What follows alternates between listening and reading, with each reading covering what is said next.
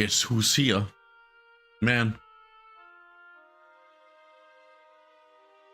Shit is depressing. And what a start to a stream. Shit is depressing. Oh my god. Why are we alive? Please don't.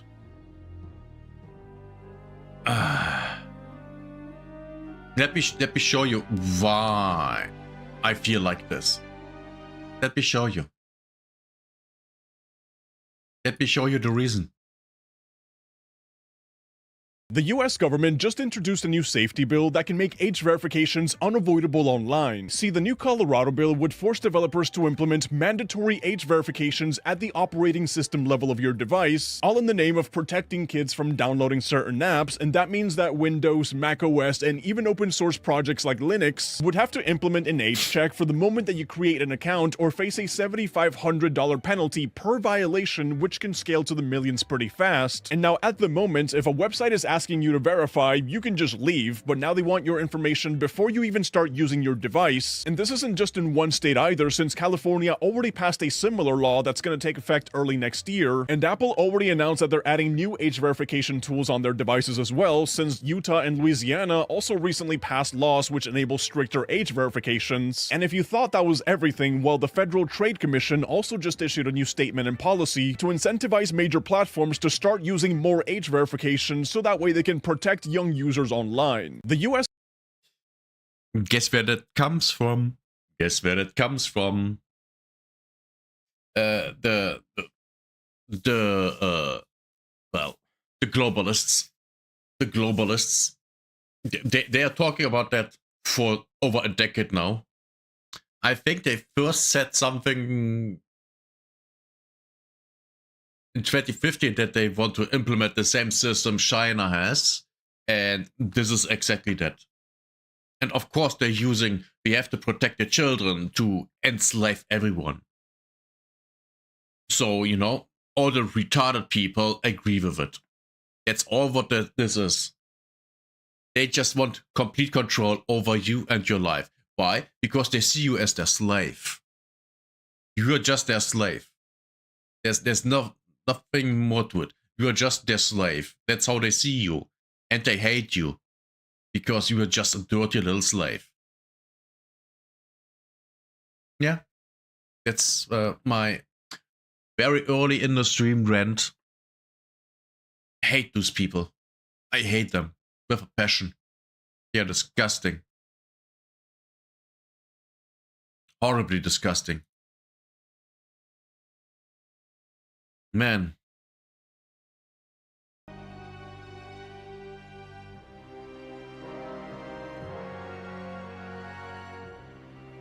Actually,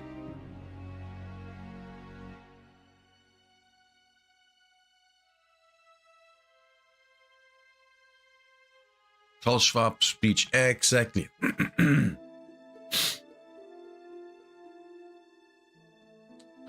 Here it is, the guy in charge of the evil corporation organization. We need a paradigm shift. We must rebuild trust, and that's actually the theme of our meeting. We have to rebuild trust. Trust in our future, trust in our capacity to overcome challenges, and most importantly, trust in each other. That's not trust is not just a feeling. Trust is a commitment to action, to believe, to hope.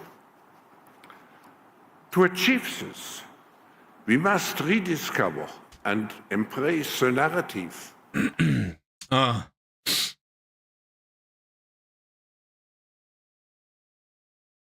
Yeah, this should be it. We meet for the 20th. I hope I will have the pleasure still to be invited for the meeting. When we meet for the 20th Governance Summit, you will use the app like Uber, but not anymore to call some driver, but automatically guided car, a self-driven car, will come to your hotel or wherever you are and will bring you to the airport. No, Los Angeles Did you hear that? He said, "We will bring you, not it." Now you can argue that English is not his first language, very obviously, but still.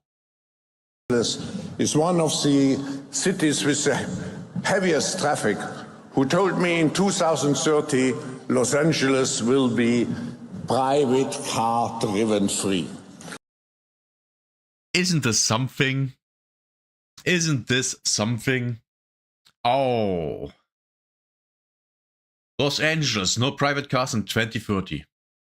Which is exactly what they're working on. That's why, you know, all the electric car bullshit is going on. And the banning of fossil fuel cars all over the place.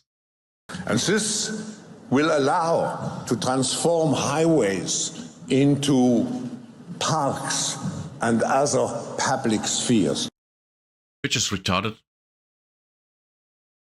It's completely retarded. But that is also not what I wanted to show.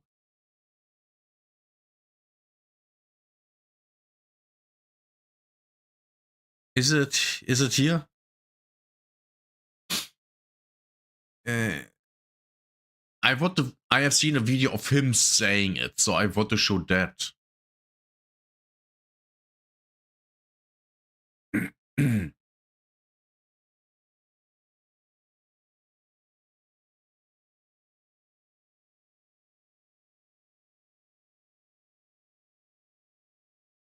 Come on.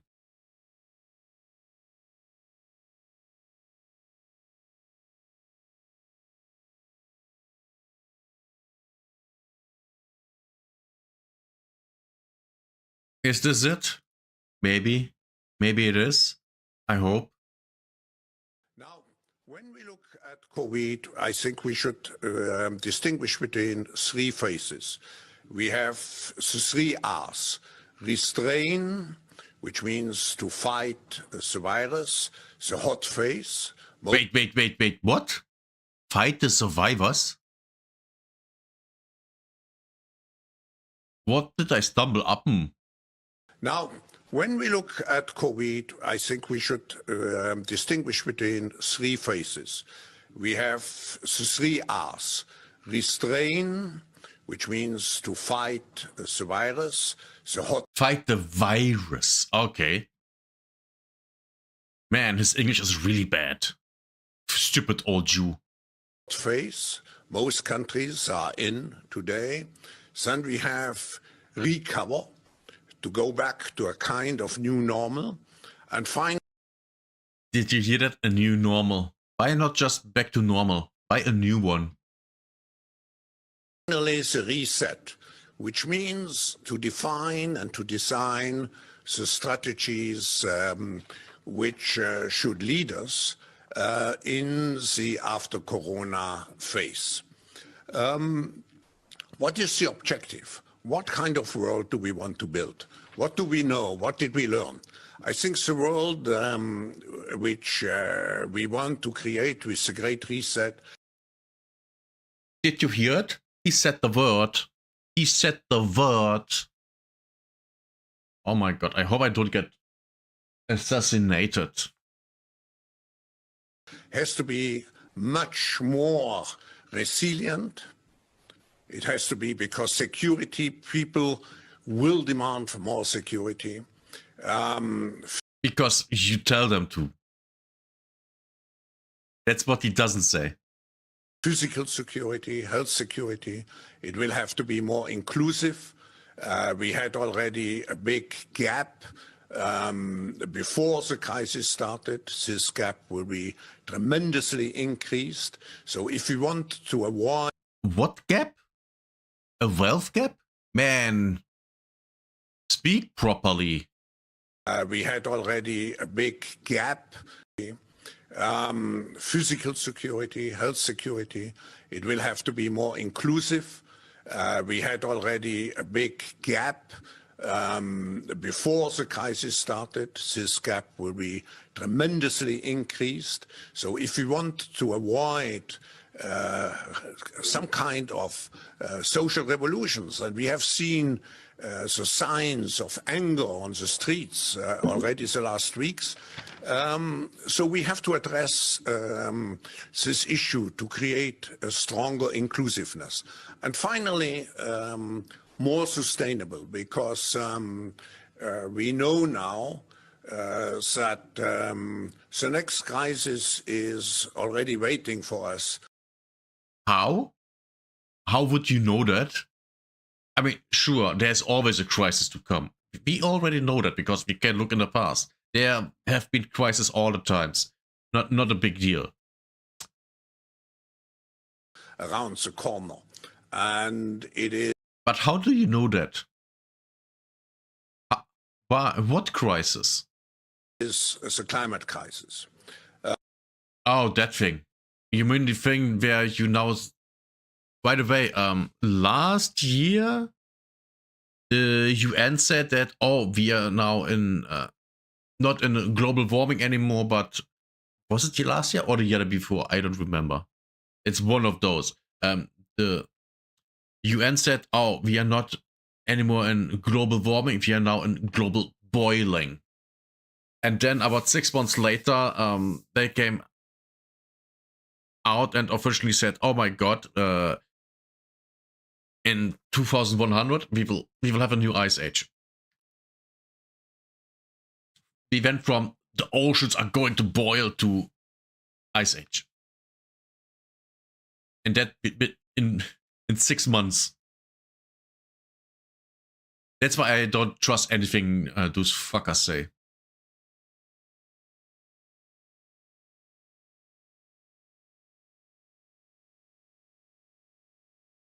I want the thing where he says it.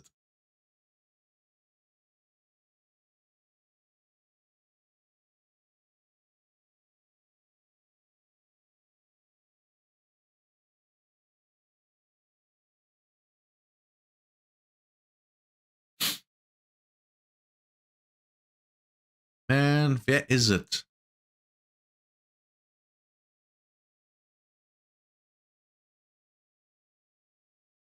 Oh, this might be it. This might be a chat. Here we go. 720p only.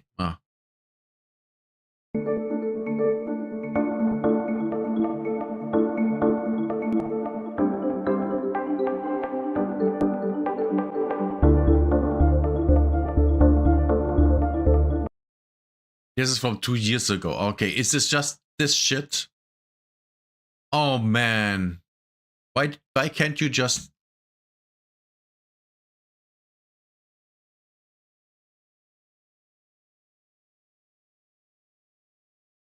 ...5 years ago?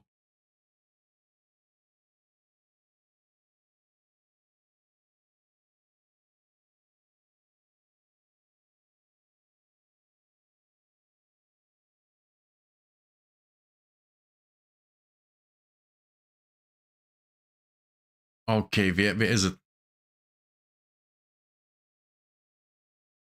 Don't care.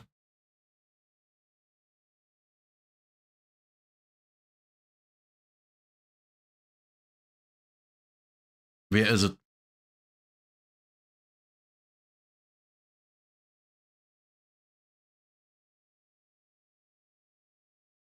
Man, why?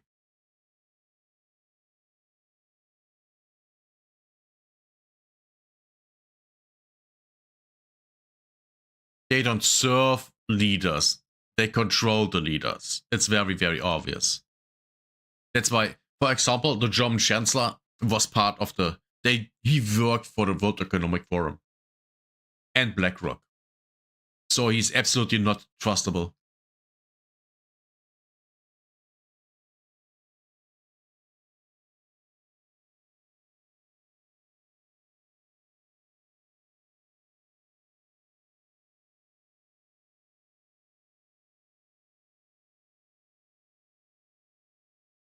Attack on the middle class, you will own nothing and be happy.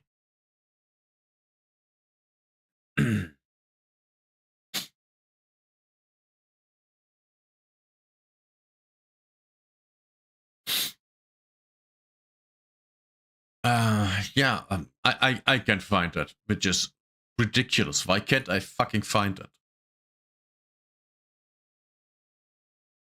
Well, guess we are going to go and do something else then.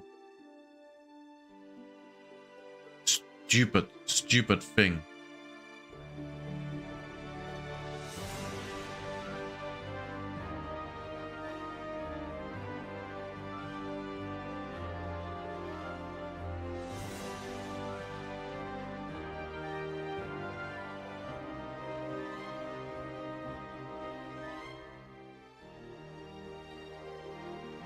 We watched this already.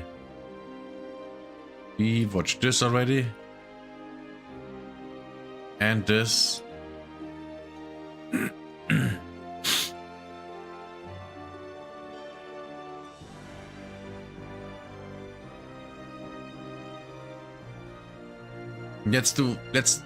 How about we do some amusing things instead of man, I don't want to talk about politics. It depresses me all the time. It depresses me all the time.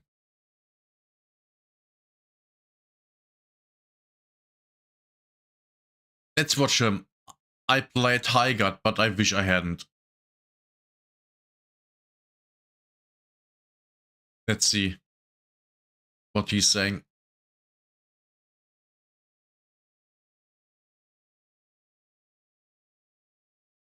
Oh no, infinite loading. Why? Can't be my internet, right? That's, oh my god. I hate YouTube. It's so shit. Let's just do something fun. Okay, yeah. I played High Guard.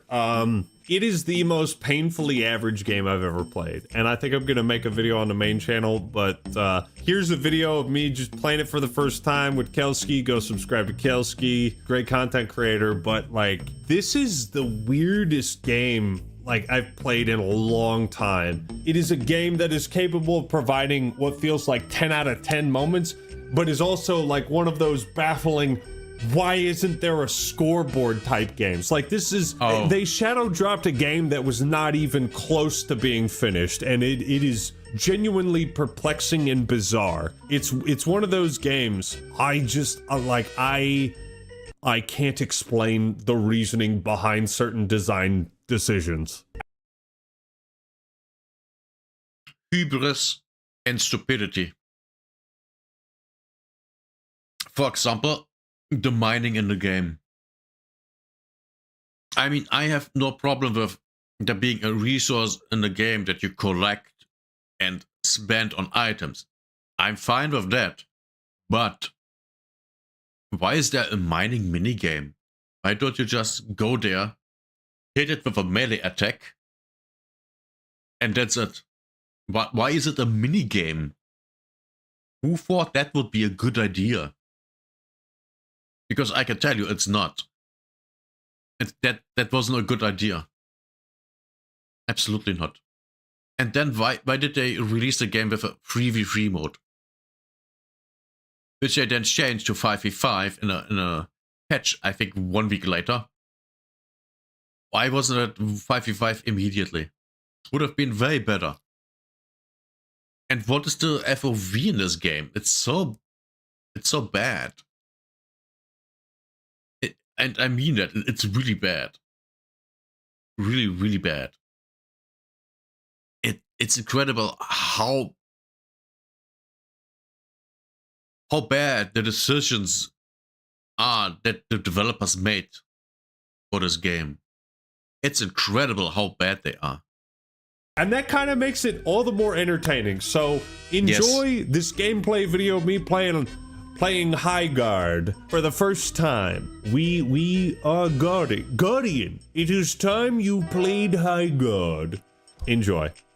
Can you believe this? I'm in the emotes tab and there's no emotes. Come on, I'm going back to Fortnite. It is. Wait, what? No emotes in the emotes tab? That's retarded. Why? That's so... Like I said, bad decisions by retarded people. It's kind of strange that the game just like doesn't start with a cutscene or anything. It wants to be League. I feel like I just love the name High Guard. It's so... They dropped the cutscene as a separate video. And to be fair, it was looking fine. Until it was completely, oh yeah, fantasy, so awesome, yeah. And then they grabbed the guns. And the entire fantasy is gone because why are there guns? This is completely 100% a fantasy world. And then they just add guns. It's literally how even the cinematic story video feels like. Ooh, fantasy. Oh, this is so awesome. And then guns. Just imagine the Lord of the Rings and then Frodo, before he leaves the Shire, goes to the closet and gets a AK. That's how this is. That's how this feels. It's so dumb. I feel like I'm just gonna have one joke for this whole video, and you're all gonna have to be happy with that. Kelski, are you gonna join or what? So I'm just so enamored by all the cosmetics. I'm just like, I'm trying not to pull out my wallet right now. It's like a struggle. Yeah, I feel that. What? Do you see this right now? Look at my look at my screen. I don't need to learn to play. Oh wait, I guess fuck. Wait, do we have to do the fucking tutorial? Oh no. Yeah, you Gotta guys do. the tutorial. Ah, shit. Okay. Well, We can't do it together? Nope. nope. You literally have to do the tutorial. You can't just jump into the game. Yeah. That's called bad game design. Why would I say that? Because in a good game that's good designed, you have a tutorial in the actual game and you don't realize it's a tutorial. That's a good tutorial. This is a bad one. And even worse, the tutorial is actually not good. It's actually not good. Because I have seen Dr. Disrespect doing it. And it was not good. Oh boy. How do you guys feel about multiplayer games that force you to play the tutorial? It's trash. You playing High Guard? Oh yeah, we're guarding it up. That game sucks. My 6-round Magnum has an 18-round... I don't even know. There's Of course. 18 rounds in this fucking thing. Exactly. That's why it's called Peak Guard. You wanna know what the sad? That's also a thing. They design guns, you know, kind of realistic. And then the revolver has 18 rounds. And it can't even shame by 18 rounds. It's so stupid. It's just bad design. Best part is right now. Look at your the amount of training you have to do at the top of your screen. Look at your progression. Oh my god, are you... Oh my god. Mandatory training. Son of a bitch. Oh my god, I just saw that progression bar. I'm just. It's like in HR. Oh yeah, this is mandatory diversity training. You have to do it. Or we don't pay you. That's what this is. God, so fucking sad. I have to we're doing manual labor now. I really don't think this is the right way to start. I love that Jeff Keighley was playing this tutorial and just like, holy fucking shit, this is lit. Well, you can always give me more coin for ammo. Christ. Hey guy, can you like update this game to make the tutorial not mandatory? That would be great. That would be so fantastic. That would be one of the greatest. Wait, was that only chapter 1 of our training? Fuck me. You have to earn the ability to play this free game. And the thing is, this game is a throw shit together from other games game. So basically everything in this game people have already encountered. So there is not really a reason for a tutorial at all. If you're going to play a game like this, you know how shooters work. Completely know that already. So why force people to the tutorial? That doesn't even make sense at all. It does completely not make sense. What the fuck?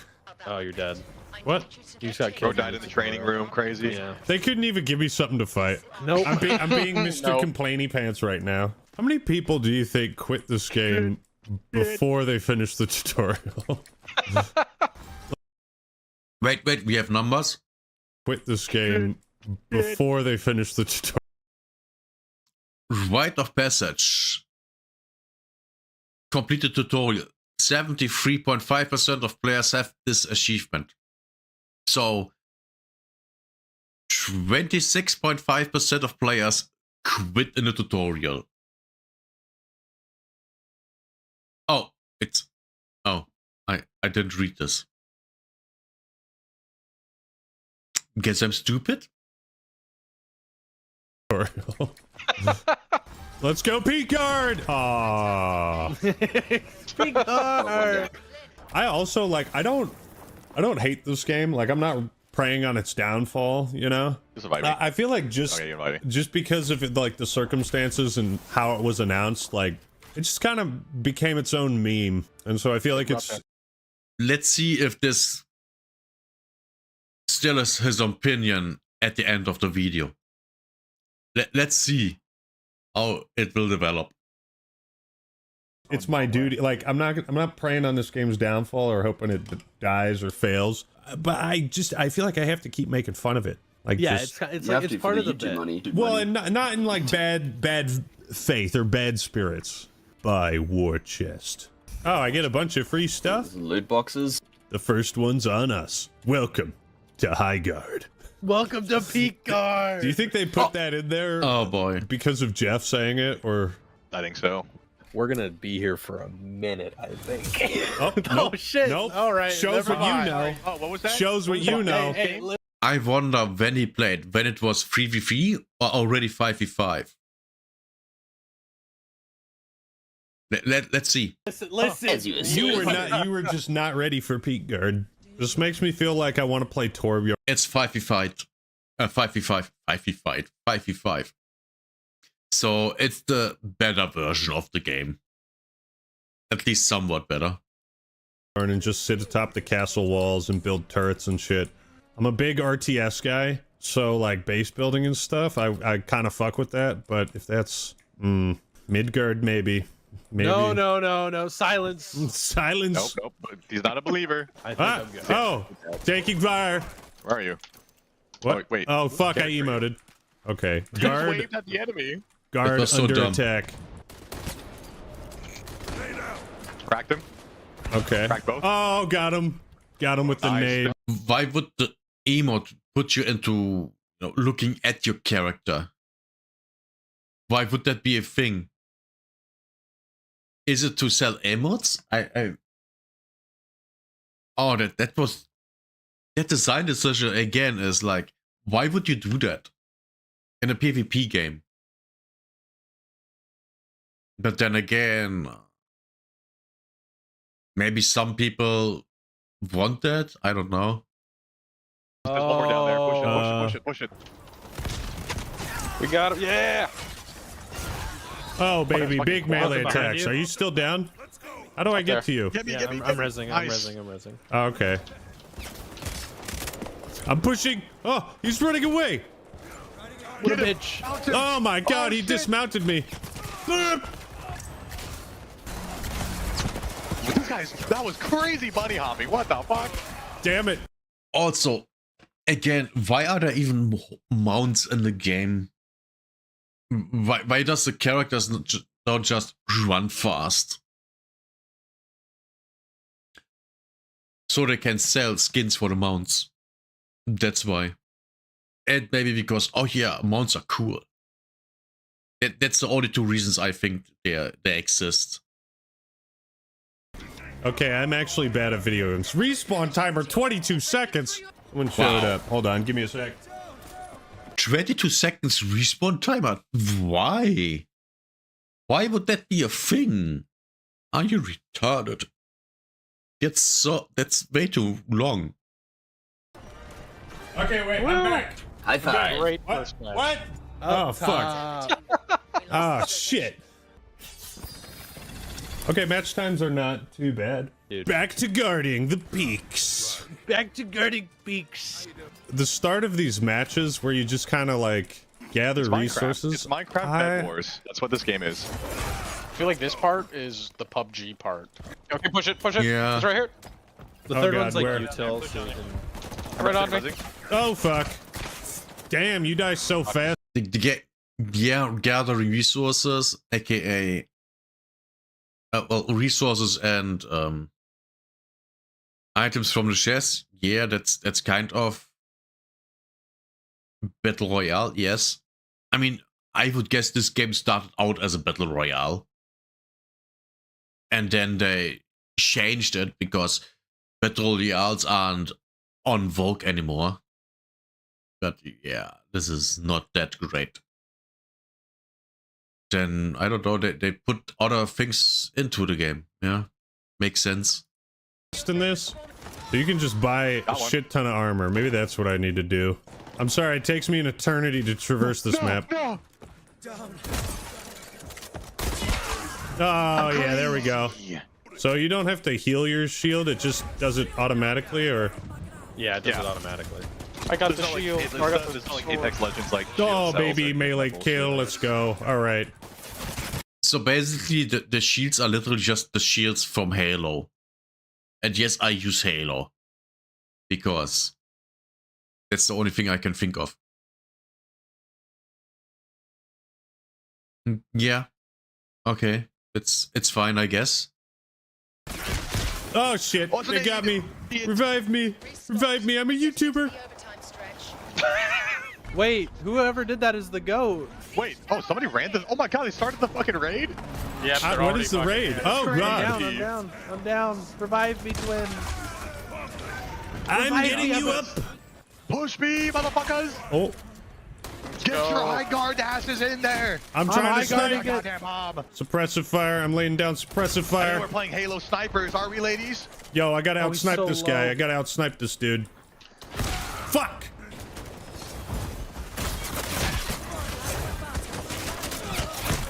No! Oh, shotgun.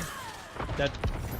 I do like this guy's melee attack and the way you lunge. Kind of reminds me of Warwick, but that's a cringe game and we don't talk about it. Body I'm a block real high for guard. Okay, baby. so if we defend this fully, we insta-win because we planted on their core. those tentacles are where they respawn, apparently. Yeah, it's an ability on one champion. Oh, okay. I got a big ult. Okay, that was kind of cool. We're guarding it! Oh my god! What, we won already? That Yeah, was we planted on the crazy. core. The core is an insta-win. Dude, I knew Oh, somebody killed the shit. god that round. Oh, it's just like Halo 5 Warzone. We destroyed the enemy core, boys. But why do they gotta do just the symbols? Like, just say kills and... How many deaths did I have? It doesn't show deaths. Ah, it's one of those games. It does kind of here's get... You know what? One of my problems is with this game also is that everything is gray. Why is everything gray? There's, I mean, sure, the grass and the trees are green, but everything else is just gray, maybe brown. It's just boring. It's just boring to look at. That's one of my pet peeves of this game. It's just boring to look at. Man. Now that you're mentioning it, it does give off some Halo Infinite vibes, right? There's like 2 playlists, like no progression system, but there are daily challenges. You know what? And that's it. That's a good point. That's it. Yeah, that's a what the problem. fuck? Come on. But yeah, why are there daily challenges if they don't do anything? You can't get anything from that? No currency to buy something, I don't know, in a whatever? I don't get it. This is dumb. Man. Peak Oh guard. God, I forgot. Yeah, there's a gun called Vanguard. You don't want to touch that, Ekman. You don't want to get PTSD. Vanguard. More like Concord guard. Dude, that was a fucking banger. Keep that in the video. That was was awesome. So yeah. funny. He's I so can see funny that. and silly. Dude! Good. Let's keep moving. Fuck. I went for a ballsy revive. It is kind of, it's pretty bad to like die and then just immediately get hit with the 16-second respawn timer. Yeah, they went from. They came from behind. No, I got him. Fuck. Nope, they're raiding. What? I killed him though. Yo, you can't Yeah, you killed him after he put the sword in. stop it. You can stop it, it just has to be like Yeah, perfectly no. timed. They plant it? It won't let. Okay, this is open. Okay, I'm getting. How did I not kill him? Can you res me, Kelly? All right, there we go. Fuck. Damn it. Oh, another one. We gotta go. Push. Oh. Oh god. Get me. Get me, blue. There we Yeah. go. Am I the only one not liking that the game is getting grayed out when you are on low life? I hate that in every game. It's annoying. Darn it. Nice. All right, defusing. There's Got a it. guy. There's two guys there. Kill them. Yeah, Oh, but I boy. disarmed it. Oh, you did? Thank God. Yeah. Wow. Okay. RZI Yeah. knows ball. There's a guy there. Damn. How did he get me? He's weak. Yeah. There you go. Kind of Red Dead 2 Hell mod yeah. exists. He got you because you are a bigger target than him. And you missed all your shots. All your shots. Oh boy. Oh, I'm so dead. Up that way. I'm not dead. Oh yeah, I am. What does this thing do? Purge enemy spawn. Oh yeah. Die. Enemy spawn. See how we're actually like trying to lock in on this. This game does do something to you. Yeah, I noticed that as well when I first played it. I was like, why am I like kind of dialing in for like no reason? Yeah, right? Oh, I have an ult. I should use this. Oh, he's a big boy. He's a big boy. Yeah, he was a big boy.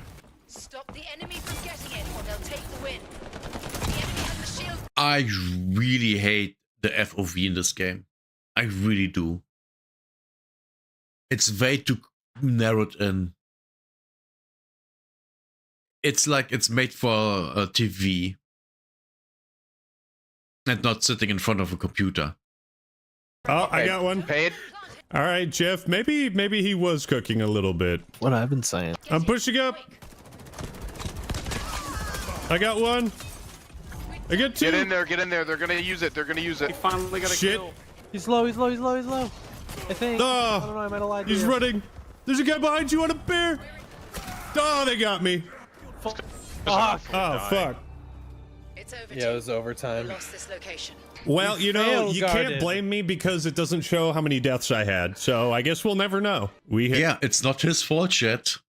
And I think, do they not have the kill count, no, your death count in the game because it might show that you are bad or something like that? Is that the reasoning behind decisions like that?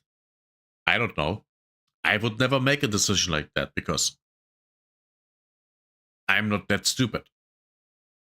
I've been banished to the realm of Midgard.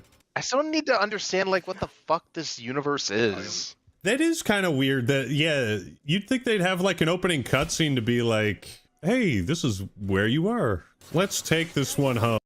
Like I said, the opening cutscene is a video on YouTube.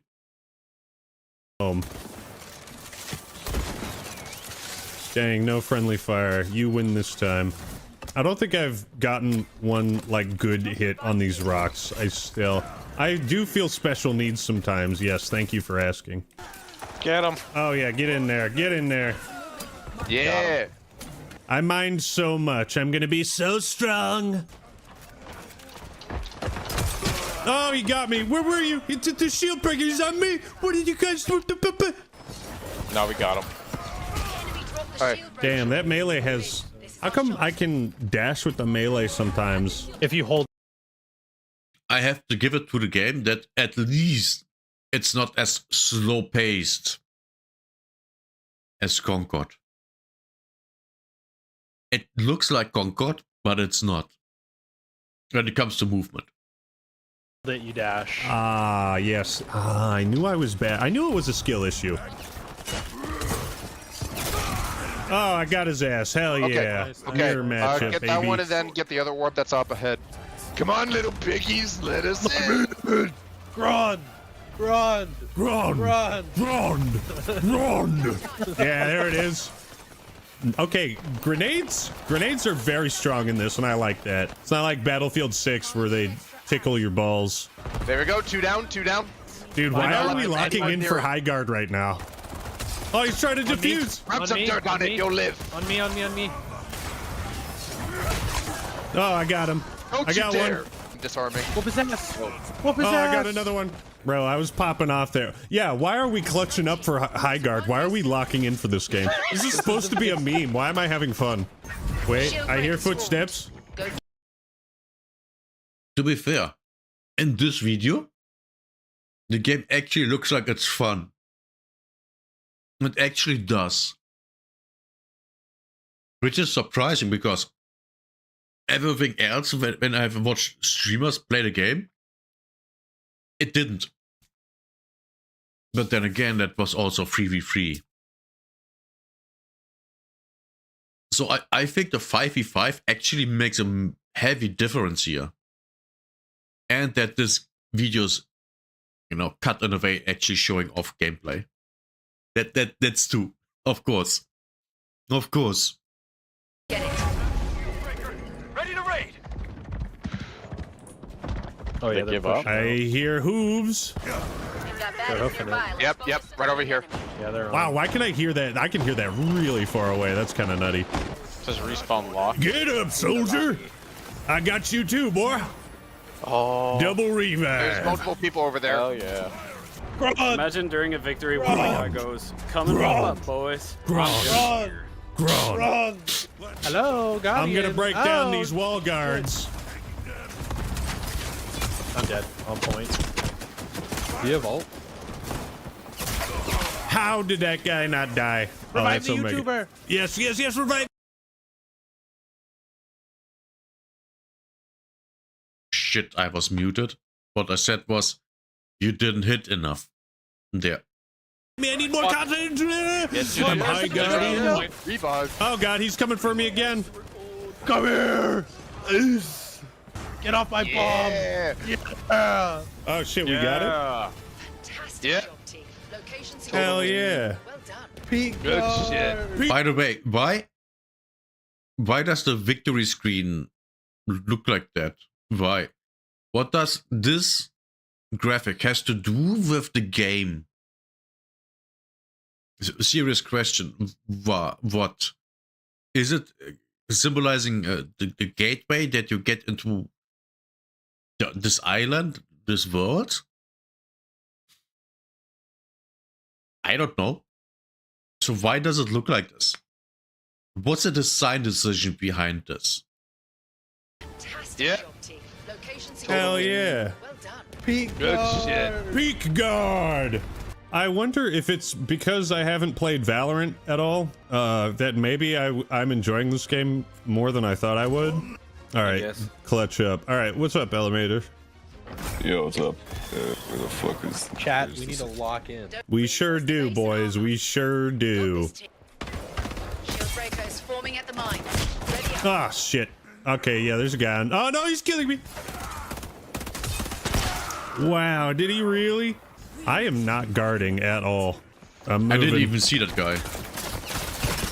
Well, they got me. Wow, how did he shoot me? Shit. It's just like on. I literally spawned. And again, everything looks gray. Gray and maybe a little brown. It's a boring looking game. Oh god, I need backup. Damn, how did he? Okay, he's weak on me. I mean, I guess like to see kills and Guardian, whatnot, we're but losing. Guardian, we're losing. I don't know what to do. Yeah, and I don't know who to blame because I don't have a scoreboard. Yeah, I want to know if I'm sucking or not. If I'm the problem, I think we all of you are sucking. I don't know. Thatch did destroy more walls than me, so I'm quite Yeah, maybe everyone sucks. embarrassed. So all you do is you reinforce the walls and then just wait, huh? Yep. Hey man, how's it going? Hey, buddy. Hey dude. That's too bad that the characters don't have unique emotes. It's the same wave. You know, you had a chance to add a little extra personality to character. But they only had 4 years to develop this game. You can't expect that. It's the little things, you know. It's the little things sometimes. Get him, Guardian. There's another one. I got his ass. Oh my god. Oh, he's new. Oh yeah. I'm gonna enjoy this. No! I got one. Oh. Yeah, I got a 6 snipe there, boy. Shield breaks. Nice, get him. He's mine. Yeah. Oh. Oh. One's dead. Oh, I got big arms, man. Okay, we got him. Find that bitch. Enemies remain, team. I planted that bitch. I planted that bitch. What was it? Did that character just say that? No, that No, was. I said it. Oh. I was like, I'm what? planting that bitch. I'm planting that bitch. Damn it, they got me. I'm behind the wall, though. You can get me. Dude, this menu popping up. I want to see what's going on the game. Why does... Oh, hide death recap. Axeman. I'm going Freako mode. I went Freako mode. All right, plant that. I killed 2 of them. I gotta re-heal. We'll take the win. Defend. I got one. No revives for you. Oh, baby, that's the way it's done. Peak guard. Peak guard is back. Well, you don't even know who the enemy team members are, like what their names are. They're victims. They're victims. Yeah, this is so strange. It's just like you look at the last match results and it's just play match, raids 1, team planted, shield breaker, daily and weekly challenges. What about my stats? What about like damage done? I feel like damage done in a game like this that'd be important information for me. Whoa. You don't want this game to be competitive, right? You don't. How do you make a competitive game without giving information to the competitive people on how well or bad they do? What is the design decision behind it? Oh, right, HR dictated it. Yeah, that makes sense. And I wanted to say something else, but I forgot. Oh, right, that the game really looks fun if you watch a video like this, where all the best parts are put together. Then the game looks like it's fun. It actually does. It actually does look like fun. Which is, wow. I never thought I would say that about High Guard, that the game looks fun. But then there is, aside of the gameplay, everything else. And you're like, yeah. I mean, the fighting looks like fun, but everything else is like, yeah. How about no? You to know? No. No. Do I change my character, or have we all just been playing the same? I played. I've been trying to learn. Kai is my main. Kai is fun. We just like playing this game for the sake of trying to find a new game to play. For content and for the meme. Oh shit! I missed my goddamn. I fat fingered. I killed John Halo, by the way. No way. What the fuck, man? I killed John Halo. Help! Big kill.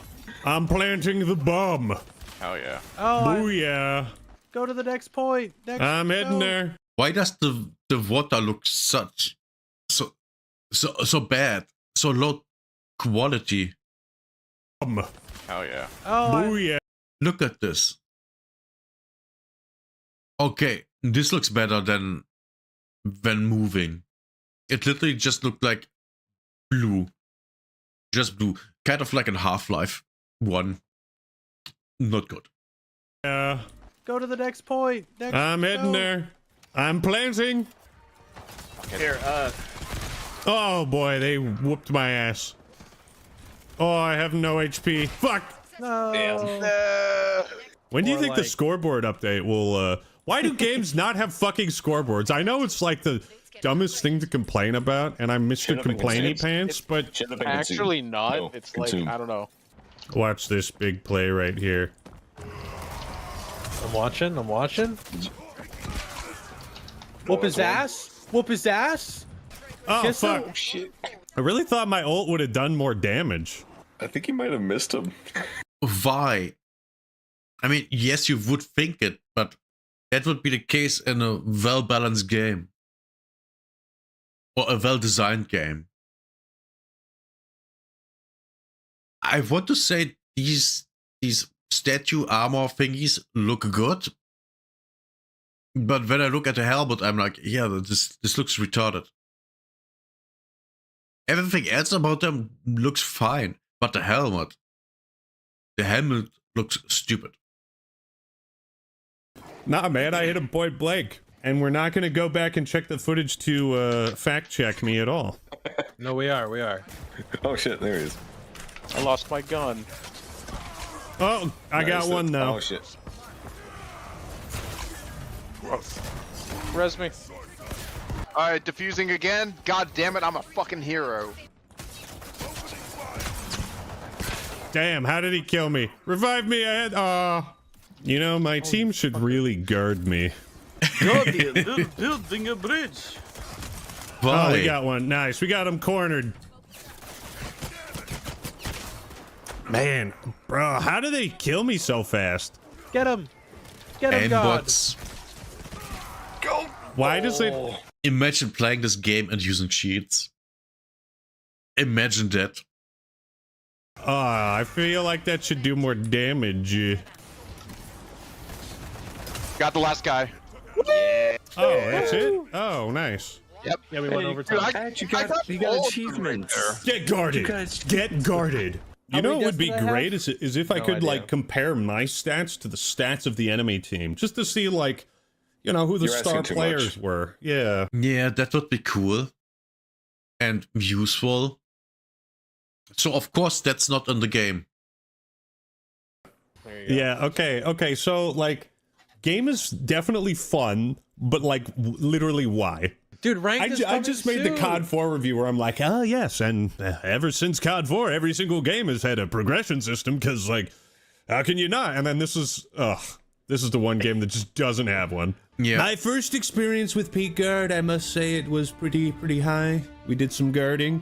There's just, like, nothing really to keep you coming back. Like, I feel like the gameplay loop is pretty solid. It feels good. Destroying buildings and, like, finding creative ways in is kind of nice. But, yeah, I can see why so many people tried this out and then left it, because there's... Unless you love the gameplay loop, there's not much to stick around for. Yeah. There's actually nothing to stick around for if you don't like think the gameplay is 10 out of 10. I see it the same way. Okay, what up, friendos? Welcome back. Taking a break here from the ashes. Can we not? Okay, yeah. Yeah, ow, shit, oh, fuck. What was that? Oh, crap. Just hurt my neck. Just that little movement. I don't even know where that came from. I agree that if you don't like, but that's in general. Why would you play a game when you don't like the gameplay?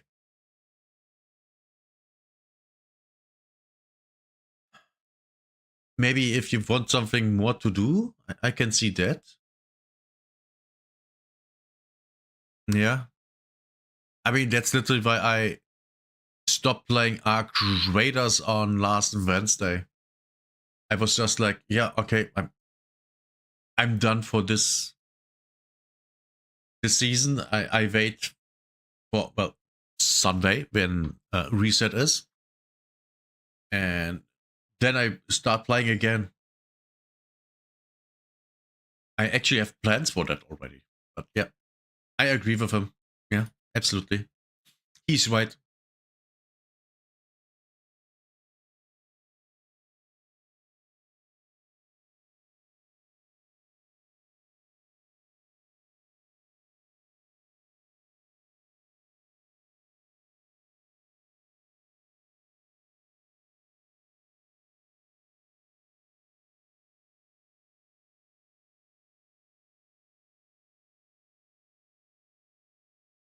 What is this? What do I even have here? No clue why this is here. Let's do something.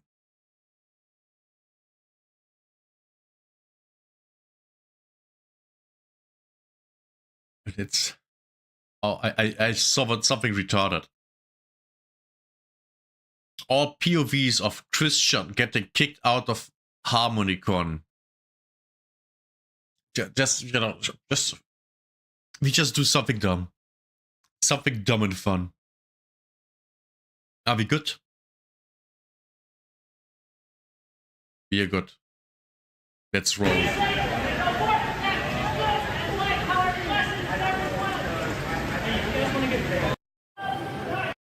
Did he say white power? Something white power, right? Let's take subtitles. I think we need them. I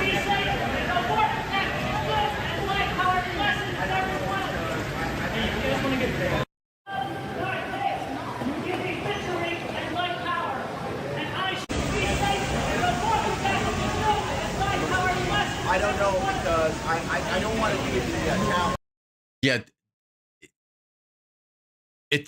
it showed my power. Is he saying my power, white power, something with power, but I don't know what. And he's wearing the white Power Ranger armor, so he might actually say white power, which I'm all for. You know, the white power, the best power that there is. But what is this? And yes, I can. What? Rainbow, of course. There's a rainbow. How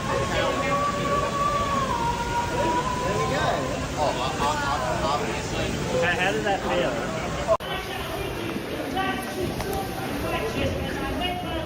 Dude, I'm not at the car.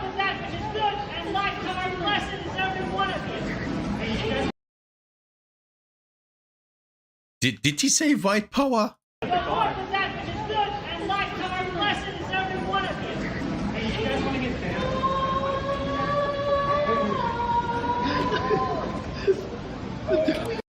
Christian is still fucking weird. Which is not surprising to anyone. At least not to me. But this is, yeah. Why am I not surprised that Christian is being kicked out from a convention? Dude, he's got a whole new shining detail.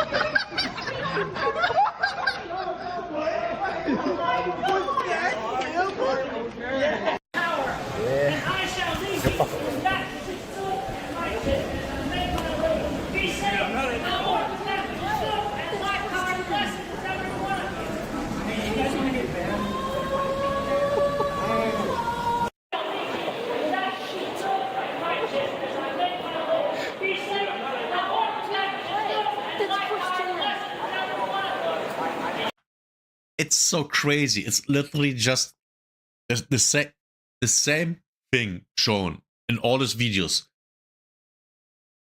But it's so weird that you want to look at all the angles.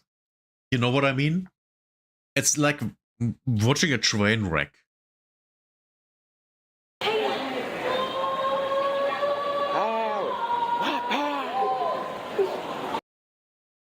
So Christian said my power, because why else would the guy say it right now? And what is with the stop it? Just stop. Stop being cringe. Beautiful.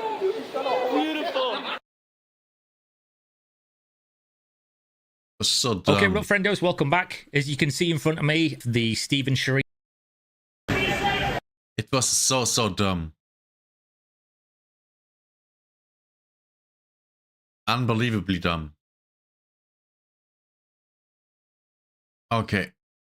And now we are getting into the Steven files have been released. And it's crazy. We're gonna watch this.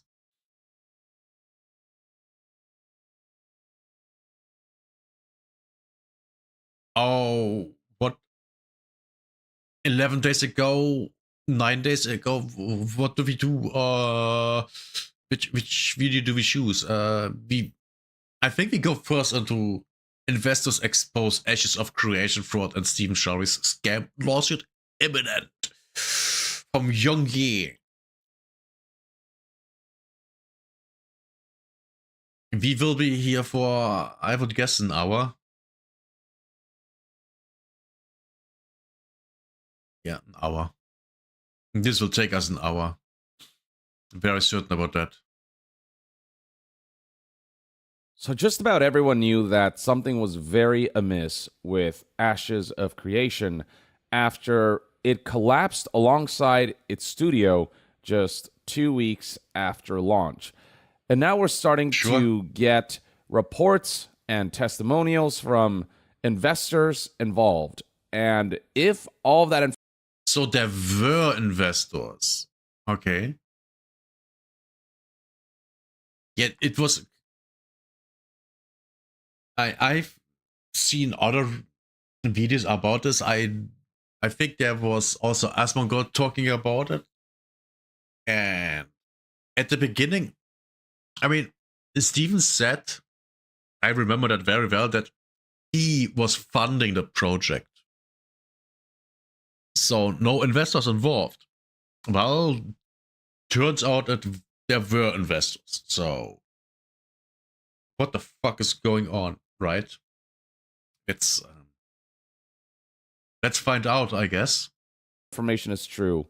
This is all far worse than we could have possibly imagined. So I'm going to give you the TLDR versions right here, summarized by a couple individuals. Jay Oddity tweeted the following recently: Ashes of Creation drama goes nuclear as the new owners sue Stephen J. Sheriff. What? In the lawsuit, they claim Stephen was, and for those who don't know... New owners? What do you mean new owners? Was the company sold? Oh. Okay. I didn't know that. Good to know. Stephen Sheriff is the creative director of Ashes of Creation and the individual who spearheaded the entire project. The lawsuit claims that Stephen was effectively embezzling funds, taking money from investors for his own use, mixing business and personal funds, bought a property with Intrepid's funds, but when sold, personally kept the money, used loans as revenue to get bigger loans. This is all obviously just allegations at the moment and are not proven. The lawsuit is TFE Game Holdings versus Stephen J. Sheriff and John Moore. Another bombshell happened when an Ashes of Creation investor, Jason Karamanis, spoke with YouTuber Nephis QS. He appeared to share private texts and conversations surrounding the game. The texts appear to show many years of Stephen and Jason talking with Stephen, appearing to somewhat love bomb Jason when asking for investment. We await Stephen's side of the story, but this all seems incredibly messy at the moment. One investor is said to have lost upwards of $90 million. That's a sum that can get you killed. Wow. Yeah, this is massive. This is massive. Jesus. This sounds like it's also very messy. This is basically the worst things possible that we all said, oh yeah, this is all bullshit. it's all fine, it's all good. But turns out it's not. So people that were critical about the game and its finance and all that stuff, they were all right. But they were right to be critical. Wow, yeah, this is something. 90 million just from one guy. Jesus. And then here's another one that is a little longer, but provides even more details about what we're learning based on recent reports. Okay, says One Peg. Let me get this straight. Ashes of Creation former CEO Steven Sheriff bankrupted the company on purpose after 10 years having not put a single dollar into his company. One of the claims to fame for Ashes of Creation is the fact that, according to Steven Sheriff back then, it was solely being funded by Kickstarter and him and his own personal... Wait, Kickstarter? I just don't even remember the Kickstarter. Okay, now I remember. Yeah, there was a Kickstarter. But back then, he said the game was completely funded by himself, and the Kickstarter was just on top of it. So that was a lie. That was obviously a lie. Good to know. Funds. As it turns out, based on what investors are saying, none of that would turn out to be true, looking at all the financial information that's been leaked. The tweet continues. Ashes of Creation was spending $2.5 million per month in burn in 2025, and $1 million per year was salaries to himself and his husband throughout the duration of the project, but he wasn't keeping up with... Ow.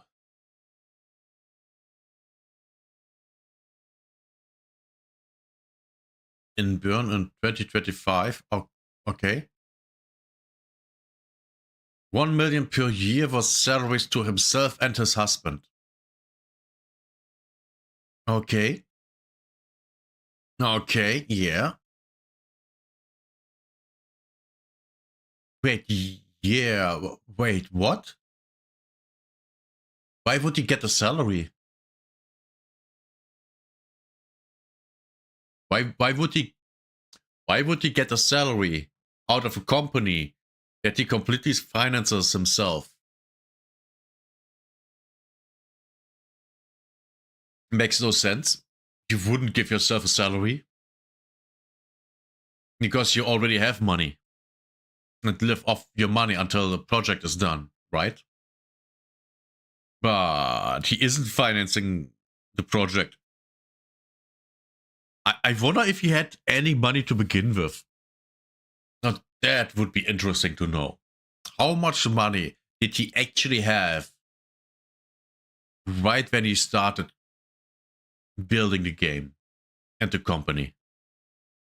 That would be interesting to know. With his mortgage on his home and was at risk of having the bank foreclose on his house. And it wasn't just any old regular house, it was a freaking mansion. And almost losing his house, Steven begged. Yes, we have seen he made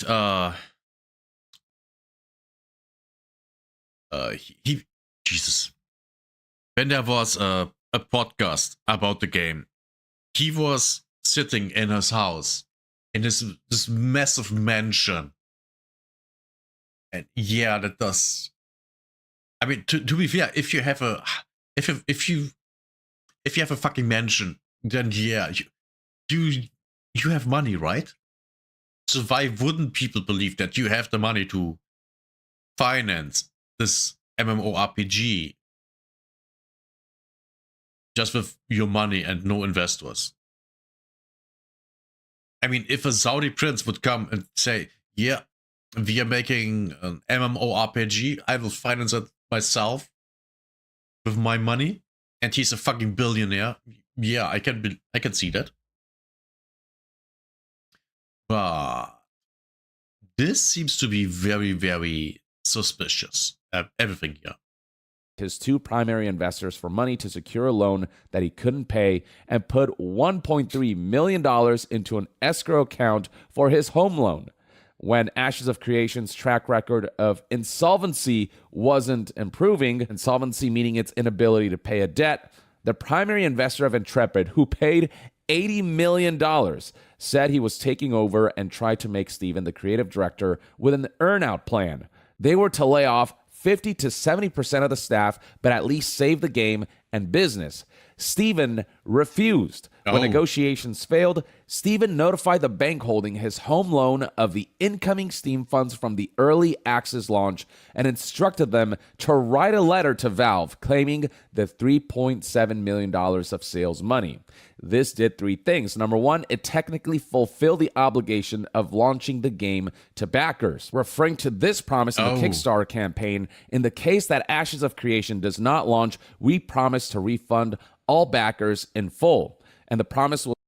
And he doesn't have the money for that. And the company also doesn't have the money for it. So, yeah. Makes sense that they push the launch so they don't have to pay. Okay, yes. That Steven Sheriff had personal funds aside specifically meant to refund Kickstarter backers in case Ashes of Creation does not launch. It technically did launch now in early access in a woefully unfinished state, so he can now say that this promise was technically fulfilled. Steven can now say he doesn't owe anyone refunds because the game did launch, which puts the early access launch in a negative light. It doesn't seem like it was about trying to release a version of the game that was still viable and get feedback from users. It felt like the early access was rushed out to fulfill this promise amidst this entire situation of Steven Sheriff seemingly scamming the community as well as the investors involved in Ashes of Creation and also the developers he hired to work on this game who poured their hearts into it. So that's one. That's a really bad look at the moment. This looks really bad so far. And I mean really bad. Really, really bad. Why would you do that? If you already have millions of dollars, right? You just go with, he's a millionaire. He has the money.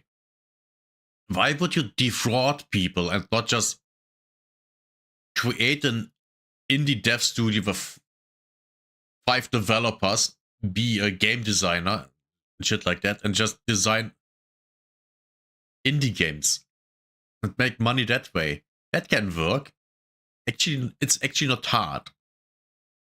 As long as the game is good. They solve the problem.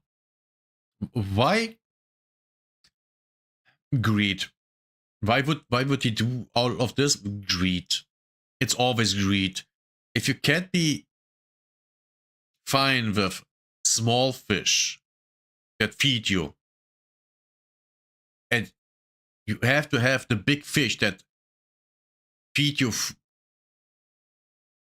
a while, but you have to have it right now, and you have to consume it really, really quick before it goes bad. Yeah, it should go south.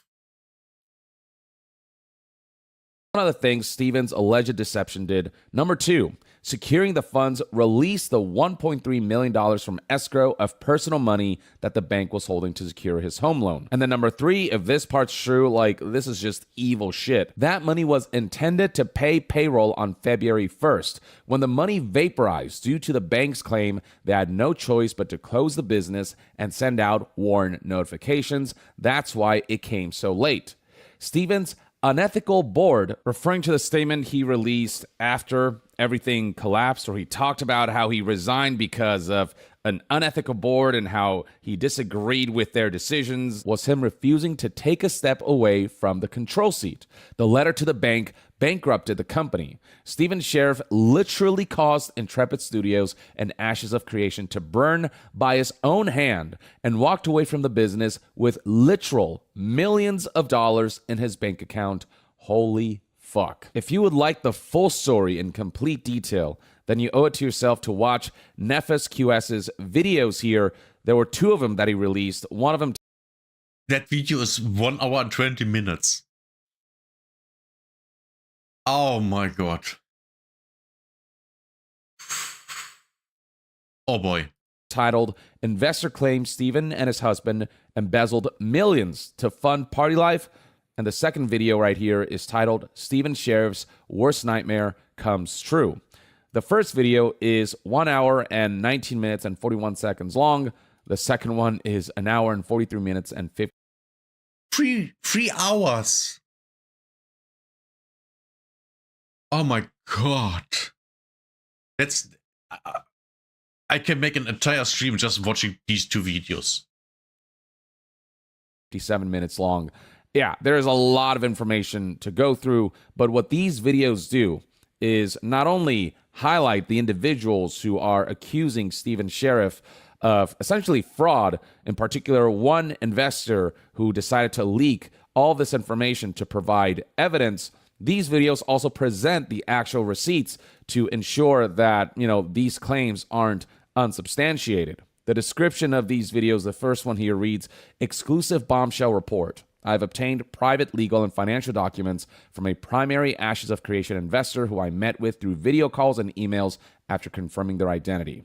The documents detail a debt of over $150 million with over 380 pages of text messages exchanged between Stephen Sheriff and the investor that gives us a better timeline of what may have happened behind the scenes at Intrepid Studios from 2014, 3 years before the Kickstarter even launched, to 2026. In the second video, that's 1 hour and 43 minutes and 57 seconds long, Jason speaks directly with Nephis QS. The second video right here is actually a direct interview with Jason Karamenis. Okay. And this video's description reads, after obtaining private legal and financial documents from a primary Ashes of Creation investor, he calls us while we're live streaming to give us further details on how Stephen Sheriff, CEO of Intrepid Studios, stole the payroll from employees. He also details how Stephen actually quote-unquote resigned and answers people's questions. If you want the most detailed summary and account of these two videos, WCCF Tech here did a tremendous job with a following article titled Ashes of Creation Investor Alleges Founder Orchestrated a $140 million fraud. That is a lot of money. That is almost God levels of money. 140 million. Man.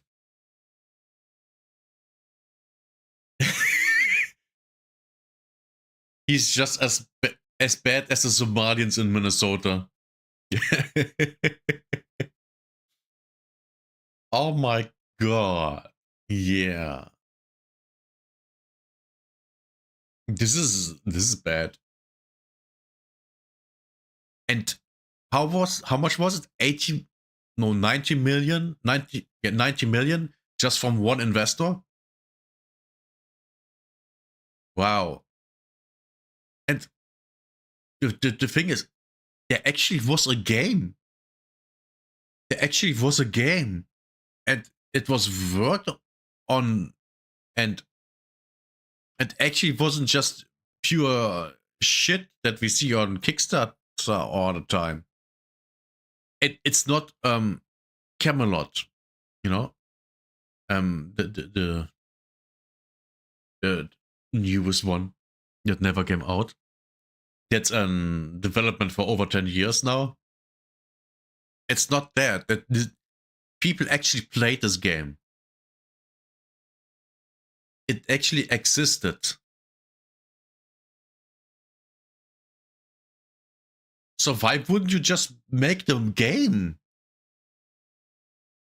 Just make the game at this point. Just make the game.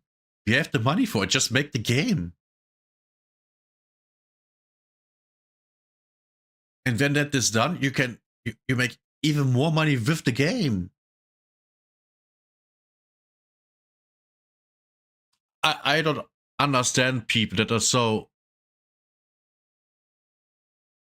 They're smart in one way, defrauding all these people, but they're too dumb to actually go and see that actually doing the thing that they said they were doing is possible.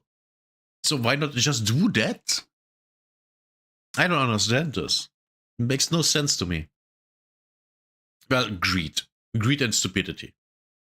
And scrolling down here, you can see that this article kind of presents the entire timeline in full detail. All of the investors involved, all of the investors who felt like they were screwed over, all of Steven Sheriff's actions that resulted in the downfall, in the collapse of Ashes of Creation, as well as Intrepid Studios as a whole, his selfish actions, his manipulations, and straight up him stealing money and engaging in what looks to be almost like embezzlement, as well as straight up running with money invested by investors who believed in Steven Sheriff's promise in an MMORPG project that would redefine the genre, that would garner a huge fan base, and that would make these investors a lot of money. It's also worth noting that all of this completely contradicts what Steven Sheriff has consistently touted throughout the years of Ashes of Creation's development, which was that it was completely self-funded and that, according to this statement right here, directly from Steven,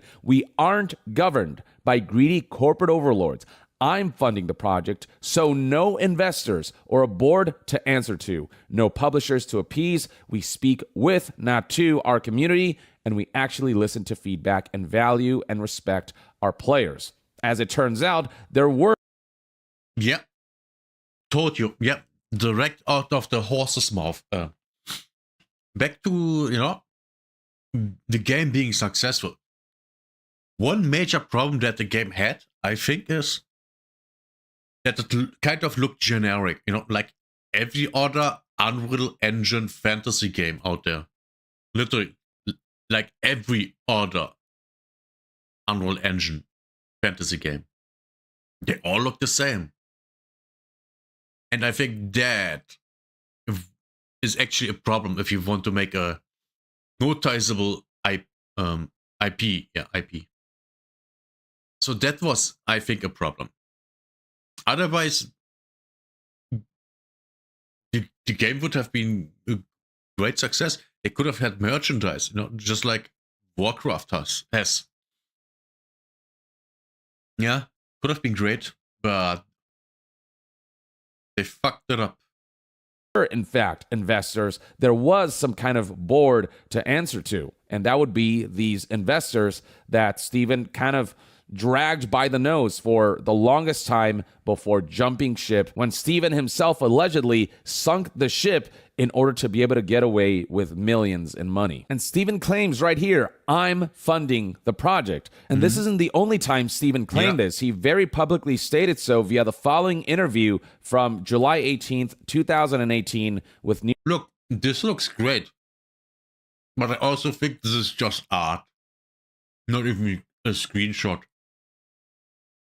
News outlet PC Games N. When asked about how this game is being funded, he straight up said that the vast majority of the project has been paid for personally by the CEO. But based on what investors' testimonials and documentations reveal, he didn't put a single penny personally into this project. That apparently was a complete and utter lie. People believed in Steven Sheriff because he was involved with this company called Zango, who engages in multi-level marketing. Apparently he made millions off of that. And one of the... Wait, multi-level marketing? So a snowball scam. Oh my god. And no one looked into this shit? Ever before? Why? Why would no one look into this? Oh my god. Yeah, this is stupid. Biggest concern surrounding this project was the fact that the creative director was involved in multi-level marketing, which is often considered to be a really controversial way of doing business. It's seen as basically pyramid scheme-esque. It is, because it is. It always has been. Is deemed to be in many ways like a scam, or at least a very scummy and manipulative and deceptive way of doing business. So that history alone, kind of cropping up early on when the Kickstarter campaign launched, gave people a lot of pause and made people very suspicious about this project. And the funny part about all this is that PC Gamer called it all the way back in June of 2017 in this article titled, "There's Something Strange About Kickstarter's Most Successful MMO." This was after Ashes of Creation's Kickstarter campaign launched on May 1st, 2017, and after it became the most successful Kickstarter MMO, with a campaign having earned over $3.2 million from almost 20,000 backers and would also earn more money thereafter. Among the things that PC Gamer highlighted was the fact that Steven Sheriff was involved with multi-level marketing, and PC Gamer aptly highlights here that the multi-level marketing industry is one embroiled in controversy and skepticism. Around this time, Steven Sheriff was for a very good reason. Duh. Also asked, why turn to Kickstarter if you're so rich that you can fund this MMO yourself? To which he said that Kickstarter is a very small supplemental source to increase the scope of our project and hire additional personnel. Except Steven Sheriff, based on recent documentation and based on recent testimonials, never had any intention of investing a single cent of his own personal funds into the project. So with all that context, what this Kickstarter looks like is just a means to earn more money, to scam people out of money. PC Gamer back then also raised suspicions surrounding the... Also, I would like to know, the net worth of Steven Sheriff. Actually? I do that off screen. Don't want to...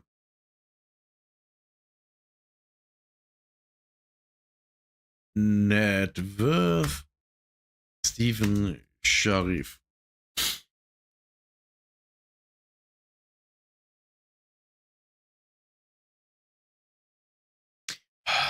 Fucking hell. Never use DuckDuckGo. Never use DuckDuckGo. It's not good.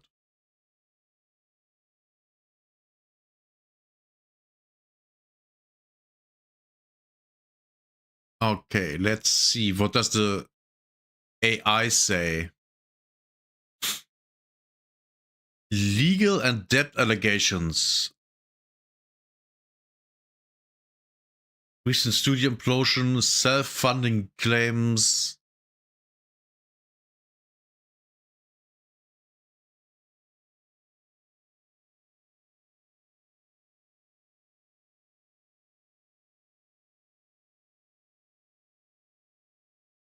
Yeah, the AI is not very helpful.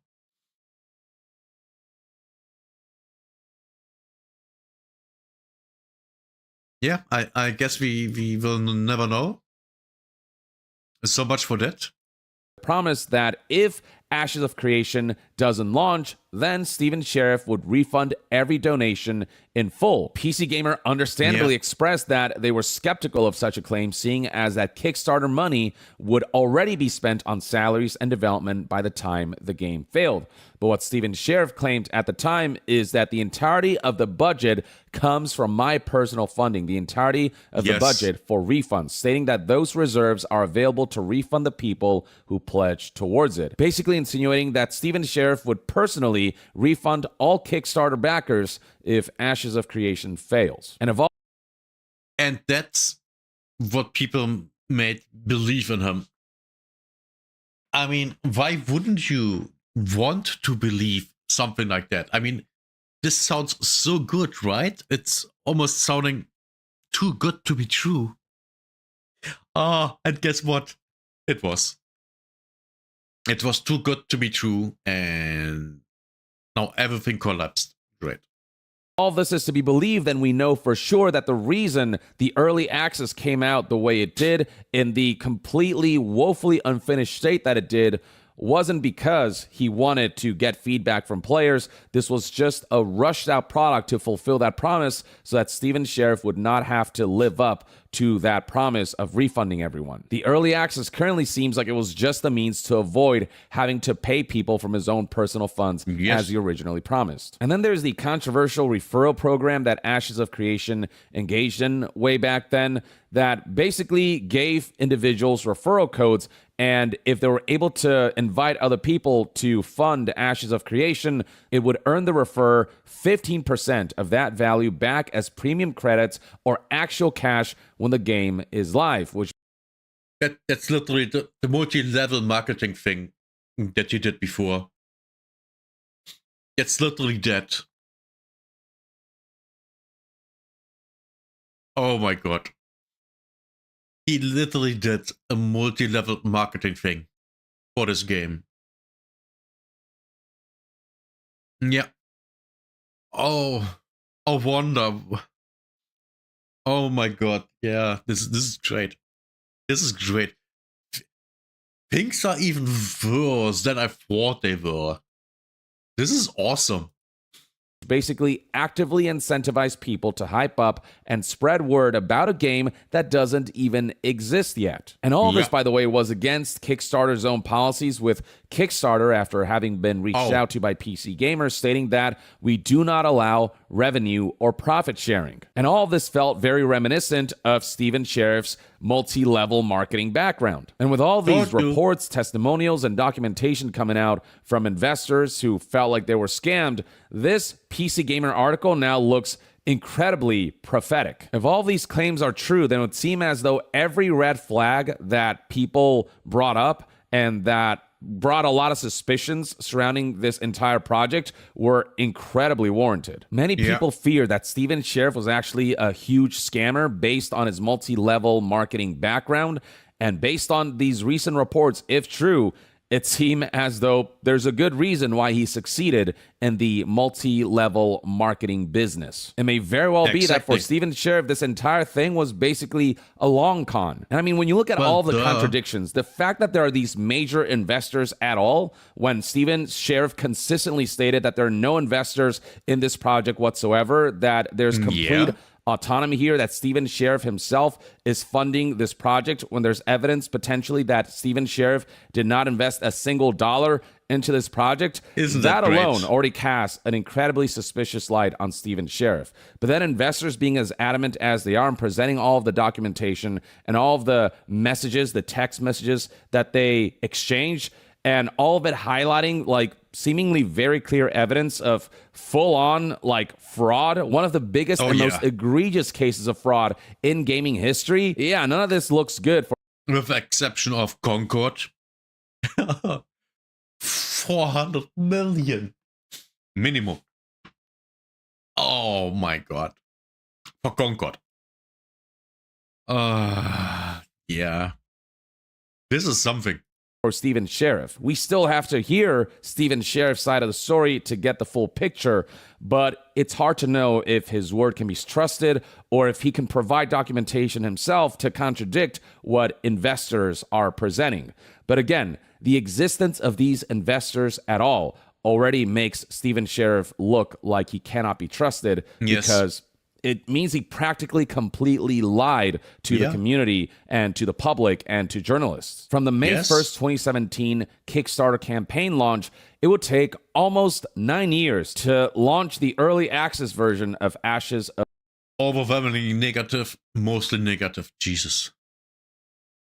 I actually thought about playing the game back in the day. Back in the day. But I was still kind of into MMOs, which I'm not anymore. Well, Arc Raiders is kind of an MMO.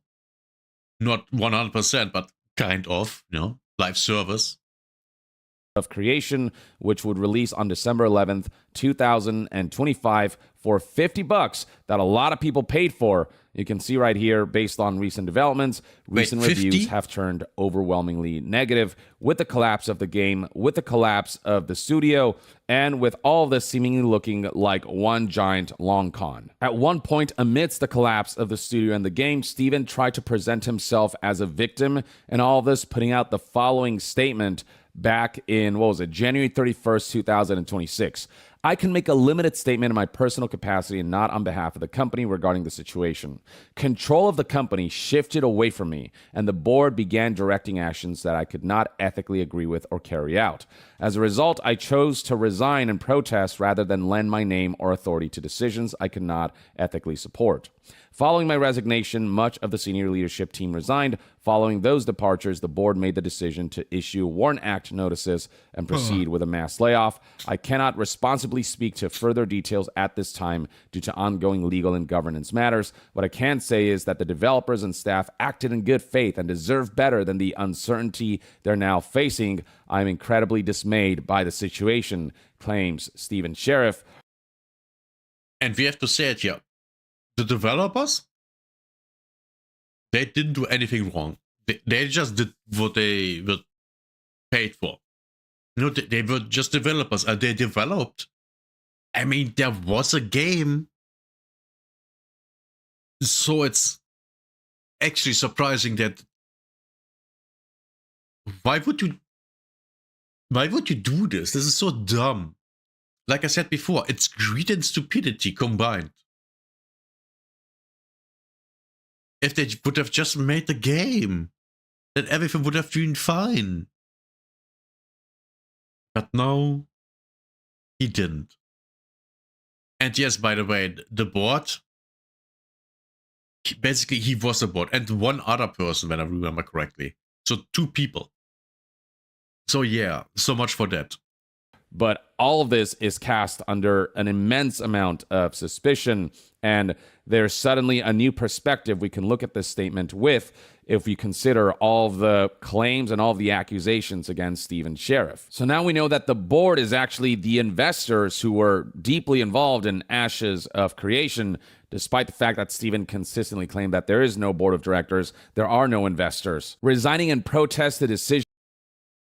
Namatu, I thought the board was just him and someone else.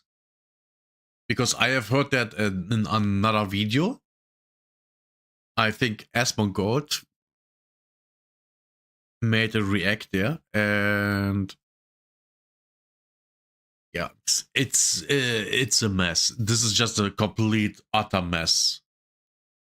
That he could not ethically support. It seems as though that's related to investors finally putting their foot down and forcing Steven Sheriff to make decisions to save the game and the business. It reads right here, by January 2026, Robert Dawson had reached his breaking point, having invested $80 million with no return and facing continued operational losses. He initiated what Karamanis describes as a reasonable restructuring plan. The proposal called for a 60 to 70% staff layoffs to make the company financially sustainable. A new funding round requiring all existing investors to contribute 25% of their previous investment to maintain equity, and a new role for Sheriff as creative director with earnout-based equity tied to company performance rather than immediate ownership. This is what's... That sounds good. That's just a good business plan. We have to be very, honest here. That's a good business plan on how to possibly save the company and with that the game. It could work. I mean, the game mostly was done at that point. By January 2026, yeah, the game was basically done. The game was already out in early access on Steam. It could have worked. Equity tied to company performance rather than immediate ownership. This is what Steven Sheriff protested, what he couldn't ethically agree to, which is why Steven Sheriff flat out refused. Karamanis revealed that he demanded immediate equity despite having contributed no capital. When negotiations failed, Sheriff allegedly took action that would destroy the company entirely. And that's when he decided to resign outright. Between approximately January 26th and January 31st, Sheriff resigned as creative director and executed what Karamanis called an act of sabotage. He had Commerce Bank send a letter to Valve claiming the Steam revenue from the December early access launch, approximately $3.7 million that had been earmarked for the February 1st payroll. This money was instead used to pay off Commerce Bank's loan secured by Sheriff's house or Sheriff's mansion, releasing $1.5 to $1.6 million in escrow to him personally. The seizure of funds left the company unable to make payroll and effectively bankrupted it. Karamanis portrays Steven's seizure of the Steam revenue as a deliberate act of sabotage, thus destroying the company rather than accepting the performance-based compensation. Wait. So the money from the Steam payout directly went to Steven. And therefore to the bank. Okay. Yes, that's shit. Yeah, he literally just took the money. Proposed by main investor Robert Dawson. He basically stole money from the company that was meant to be used for payroll and paid off his mansion instead. That's the accusation right here. And again, if true, holy fucking shit. And not to mention that he preferred to destroy the company, to destroy the game and the community instead of accepting a performance-based compensation method proposed by Robert Dawson. Because then he'd actually be held responsible and liable, and he couldn't just use company funds willy-nilly. He couldn't just extract money how he wanted. That's why he destroyed everything. For money. And if you saw my previous reportings on this whole situation, you will know that the Warren Act letter indicated that recent payroll period cannot be met by Intrepid Studios. And allegedly, it wasn't because Steven Sheriff didn't have the means to actually pay payroll. It was because he decided to use that money for his own purposes, for his own personal needs, to pay off his own personal mansion. But yeah, I mean, I would highly recommend reading through this entire article to get the full timeline of events, to get the real specifics, including all of the investors and parties involved who felt like they were frauded. Now, it's worth highlighting that a lot of the people that Steven Sheriff received investment fund were themselves multi-level marketing entrepreneurs. Jason Caram. Oh, why am I not actually surprised? Why? I wonder why I'm not surprised by this. Yeah, makes sense.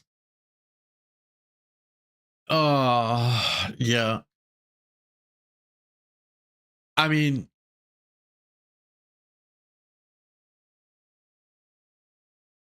why would you, as a multi-level marketing guy, invest into the project of another multi-leveling marketing guy?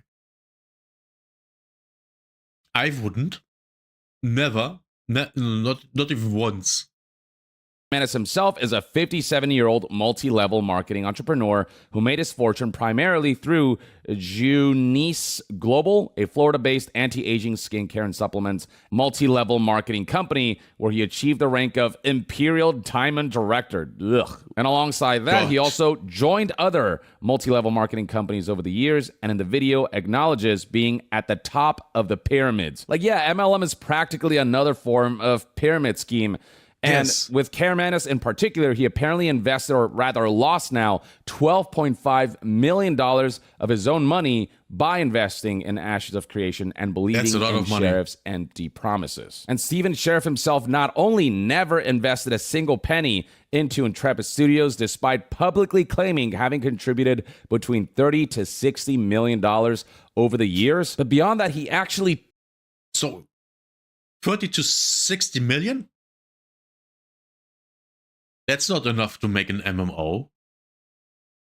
I mean, maybe 20 years ago. But now, no. Especially not in the West. Oh my god, in the West, impossible.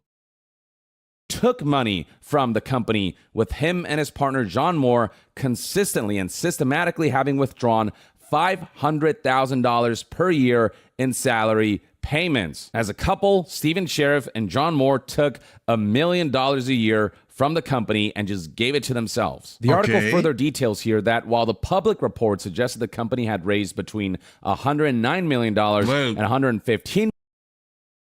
Why his partner? What did his partner do to earn this money from the company? Now, that's a question I would like to have answered. $1 million. Karamanis claims that the actual figure approaches $140 million when accounting for Kickstarter funds, Commerce Bank loans, PPP loans, and various private investments, all of whom were completely screwed over and blindsided by this. This is a $140 million fraud case if all of these accusations turn out to be true. Now, another investor is Tom Alkazin, who invested $2 million, much of it which was earned through MLM, or multi-level marketing. So Steven Sheriff got a lot of his multi-level marketing folks and people who got rich off of that to invest in his seemingly scheme. Apparently, at one point, this investor, Alkazin, settled with the Federal Trade Commission to pay $1.2 million, with a larger judgment of over $6.7 million partially suspended, alongside a forfeiture of 1.61 acres in San Marcos, California. Alcazin was also permanently banned from engaging in pyramid schemes and any future multi-level marketing activities. So it seemed as though Alcazin himself was found guilty of basically being a schemer, like a con artist, basically. Again, who could have guessed?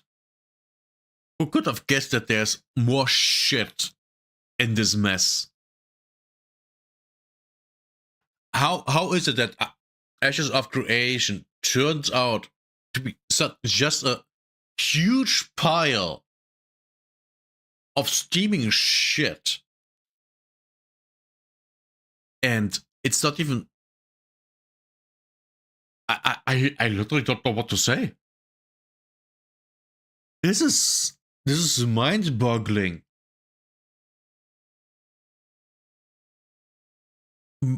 Wow. What do you even say to this? I literally don't know. We got all duped. We got all duped by nice words and things that sound too good to be true. But then they did have the game. At least some good things were there. And then I don't know. It was maybe we should have just not believed all the nice things that we have seen and were told about the game. You know? Maybe we should have just been more critical about it. And yes, I include myself in there. And no, I haven't spent any money on this. Thankfully. It just feels like Steven Sheriff was like the ultimate con artist and took advantage of other con artists. But yeah, apparently the $2 million that Tom Alcazin invested, a 70-something family friend, apparently that was basically the life savings of Tom Alcazin and his wife. So even among schemers and con artists, it seemed as though Steven Sheriff is like a level above, just far more ruthless than the rest of them. Now, the single largest victim is this individual who I spoke about before, Robert Dawson, who invested approximately $80 million of his own capital into the failing company, a wealthy investor whom Karamanis introduced to Sheriff several years ago in Las Vegas. So that's potentially $80 million down the drain as a result of Steven Sheriff's actions, which, based on reports, seem to have been very calculated and intentional in many regards. But yeah, there's talks here about Sheriff allegedly refusing to provide books and records, tax returns, or QuickBooks files for 9 years, which is indeed very suspicious. How he never attended or called for a single board meeting. There's information here about Steven Sheriff allegedly purchasing a mansion and... Wait, what? What? No. We'll have to listen to that again. Board meeting. There's suspicious how he never attended or called for a single board meeting. There's information... What do we think about that shit? Someone that runs a company never calls for a board meeting and never attends one. I mean, if that is not a clear sign of something not going well, I don't know what is. That, I mean, not coming to to one board meeting, okay, 2, maybe 3. What is going on? And then never calling for one as a CEO of a company? Yeah. I would have been suspicious at that point. Very suspicious. I mean, this is not going well. Absolutely not. Information here about Steven Sheriff allegedly purchasing a mansion, and in 2024, when the original owner's mortgage came due, that was like a crisis point, and so he turned to his investors once more to basically bail him out of his debt. All the while in 2025, Intrepid Studios was hemorrhaging cash because operating expenses were at a whopping $2.5 million per month, and the game was only... So, 20.3, 20. 26, 28, 28.9, 28.9 million per year. That's a lot of money. That's a lot of money. Oh my god.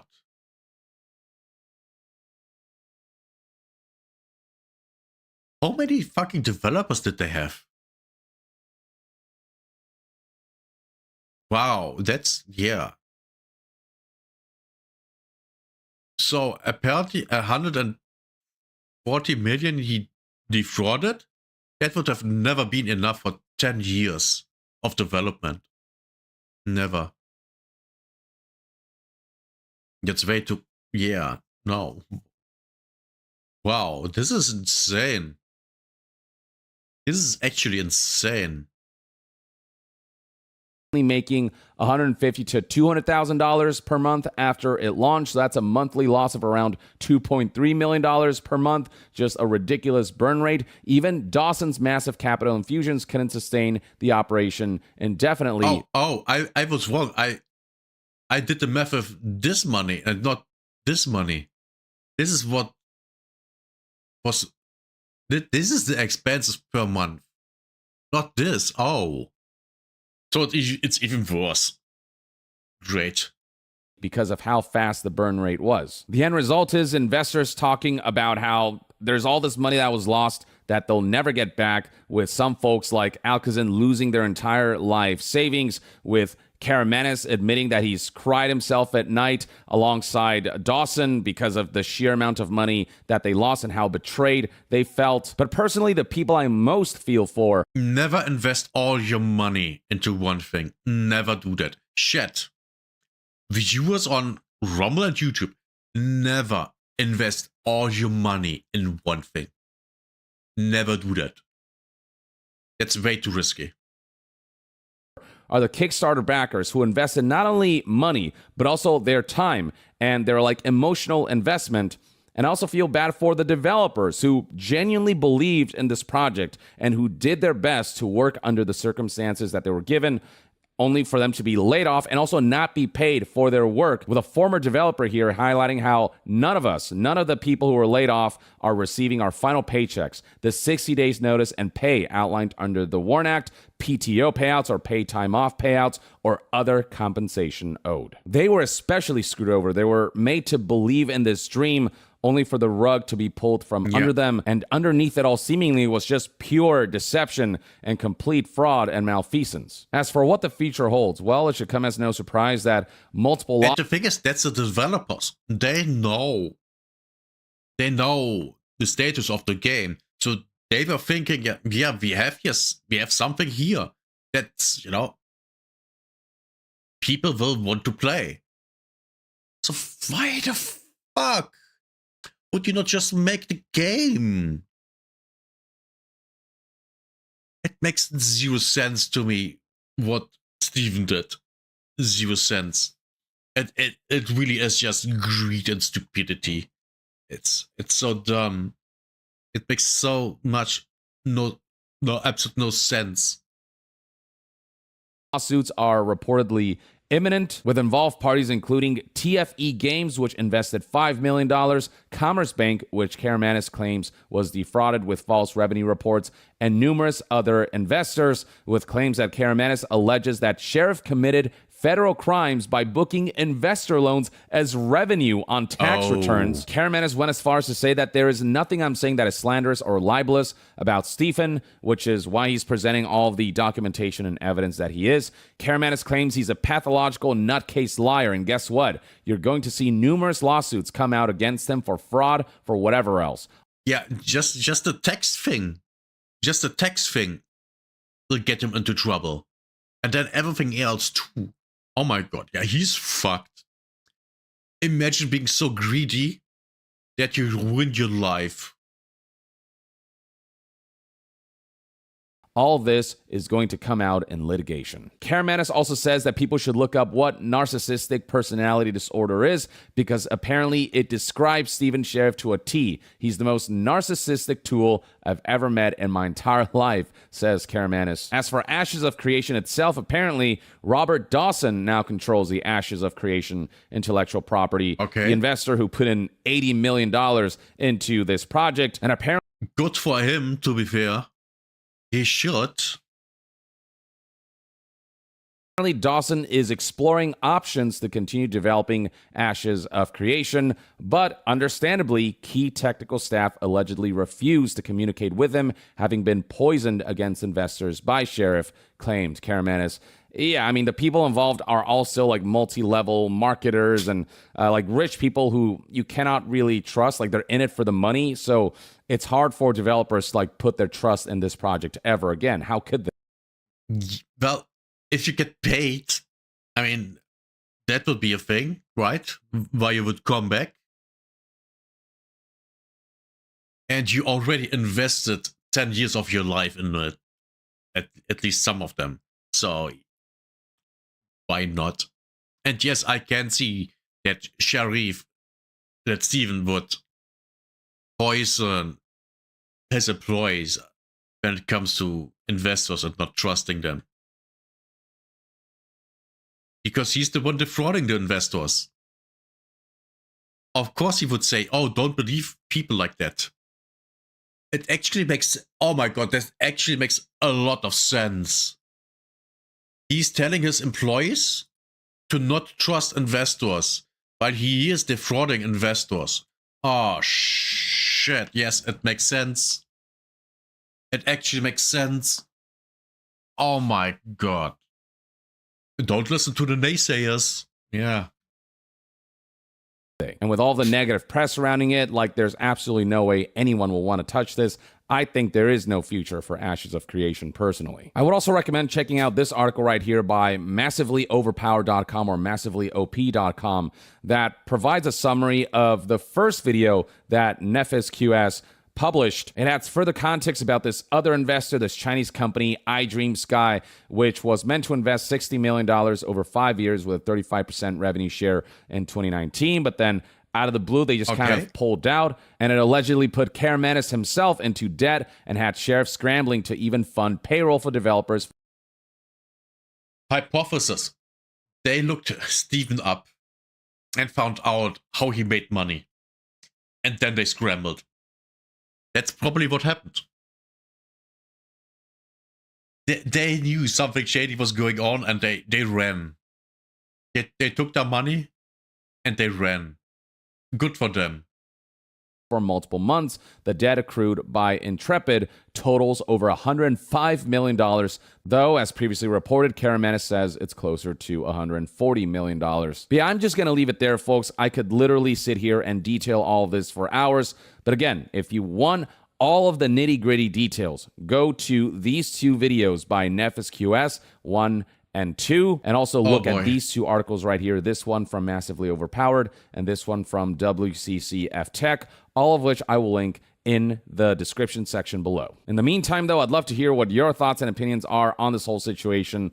I think this is one of the most insane, one of the most egregious cases of fraud, if not the most egregious case of fraud I've ever witnessed in my when it comes to gaming. My time covering video games. That is, of course, assuming yes, any of this is true. We haven't heard from Steven Sheriff yet, but I think his silence currently is speaking very loudly. And if he does have evidence to provide to contradict all the accusations against him, he has to present those sooner rather than later, because right now, Steven Sheriff looks, I mean, like one of the most evil people to have ever touched the gaming industry. But that's my take on the gaming industry. Yes, yeah. I can agree on that. I'd love to hear your thoughts in the comments below, and to be further updated on all things gaming news, reviews, and discussions, stay tuned right here on Young Yeah. I'll see you guys next time. Young out. Great video. So just about this video came out in 1980. So just about every Good video. Gave it a like. Oh my god. Yeah. Yeah, it looks really bad. It looks really, really bad. It looks awful. Man. This was kind of depressing. Okay, I go and take a piss. Maybe get me another thing to drink. And then we watch something else. See you then.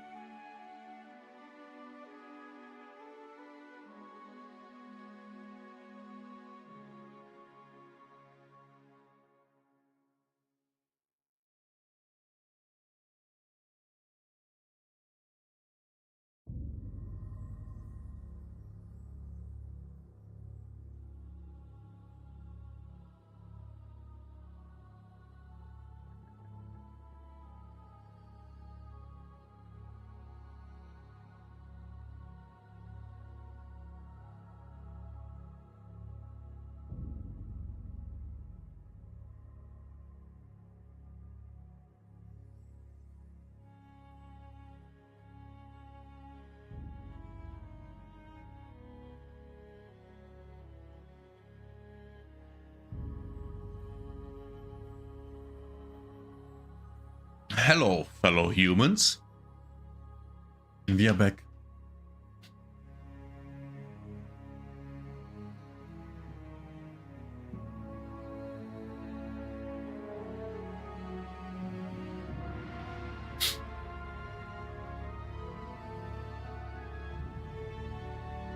How about we watch something?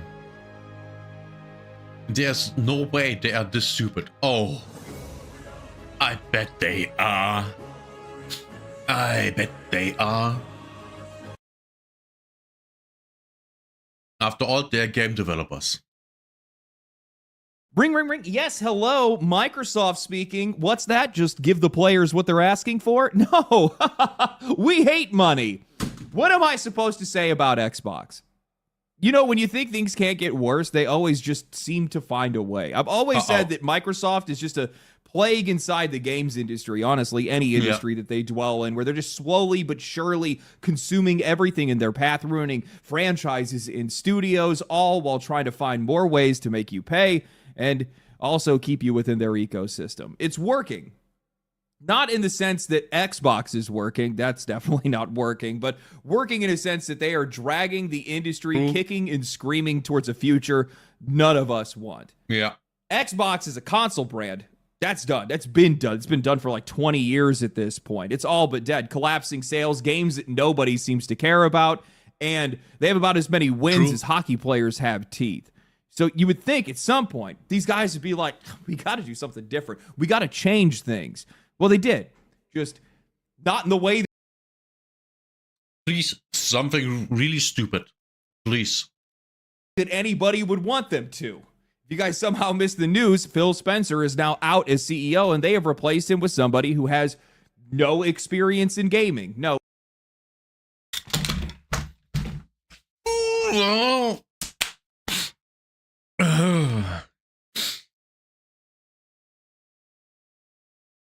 Shouldn't have done that. Can get me banned on Twitch. And then where would I cut my videos into pieces and then download them so I can edit them further? And yes, that's the only reason I'm on Twitch. Instead, they come from AI, from marketing, from digital grocery stores, all things that we find very essential in the games industry. Let me tell you that right now. And now, if you guys actually think that this is just Microsoft doing this for no reason, wait till you see what they have in store. It is far more insidious than you could possibly ask for. This company does not care about games. They don't care about the hobby. Of course not. They only care about money. They don't care about their own customers. The only thing that they want to do is remove your sense of ownership, make you live inside AI, push you through a subscription treadmill, and feed you more ads than you will ever play video. So they're completely in line with the World Economic Forum? Oh, I wonder why. Oh, right, because Microsoft is owned by them, aka by the investors that are part of the World Economic Forum. Oh, who could have guessed? Games. And it all starts with this new CEO. Goodbye, Xbox. Hello, Microsoft Gaming. In 1997, Apple was dying. After just a few years of failed products and half-baked projects, they had no identity, no direction, and the rest of the world had basically written them off. They decided that it was over, but then the company went and they did something desperate. They brought back the guy they fired. Apple buys Next, which was Steve Jobs' software company, just to get him back in the building. And once he's in, he takes a machete to the place. He slashes their entire product lines, kills entire projects, and on his way back to being CEO, he fires 4,100 people. Brutal, focused, and filled with conviction. After just a few years, Apple was a juggernaut. The iMac, then the iPod, then the iPhone, all these revolutionary products that were made with the user in mind. These guys saved themselves by narrowing their vision and putting a product-obsessed psycho at the top that only cared about what products felt like to customers. I'm telling you this right now because in business school, they taught this like it was the alphabet. When a company is headed off a cliff, the first thing they look to change is the CEO. And almost every single CEO hire ends up falling into the same archetype: the fixer, the culture builder, the veteran, or the product visionary like Steve Jobs. You can watch this play out basically across every single industry forever. So I expected to see the same thing from Xbox because... Why would you? Why? Xbox is a subdivision of Microsoft. Why would you think that? I mean, look at where these guys are right now. They close more studios than games they release. They put ads on the home screen of the console that you pay for. They are pushing ads through xCloud. They've rapidly increased the prices of Game Pass. The last hike was a 50% jump, and it pushed subscribers to cancel at such a volume that it actually crashed their own subscription website. Xbox console sales. Wait. What? Let's hear that again. Please, slow down. To cancel at such a volume that it actually passed. The last hike was a 50% jump, and it pushed subscribers to cancel at such a volume that it actually crashed their own subscription. Wait. So many people canceled their subscriptions that the website collapsed? Oh, that's funny. That's actually funny. I like this. I really like this. Oh, this is great. I love it. Delicious news. Website. Xbox console sales are at a historic 12-year low, all pushed by some of the worst. 12-year low. Not a 5-year low, a 12-year low. Oh my god. I'm excited. Marketing that I've ever seen in my life. Everything is an Xbox, which blurred the idea of what an Xbox even is, to the point that over the holidays they were outsold by a bootleg Kinect for 5-year-olds. Their crown jewel in Call of Duty just had one of its worst years in the history of the franchise. Oh, I completely forgot that Microsoft owns Activision Blizzard. I completely forgot that.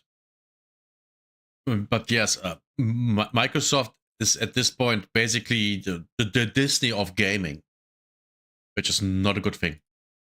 Every single Xbox release that we have seen published by their platform since Starfield has barely gotten noticed. Avowed, Towerborn, Outer Worlds 2, Gears of War Reloaded, Doom the Dark Ages, these releases have been so lackluster or completely off the mark that barely anybody has any real faith in what's coming next. When you see a brand that is falling off... Yeah, why would you? Why would you? Big games haven't been good in about a decade. Well, with good, I mean actually good. Not just... Well, actually? Yeah, there actually have not been any good big games out of the West in 10 years. Or about that, yes. Almost. Yeah. I would say there has been nothing actually good. Decent, but not actually, oh, this is so good. No.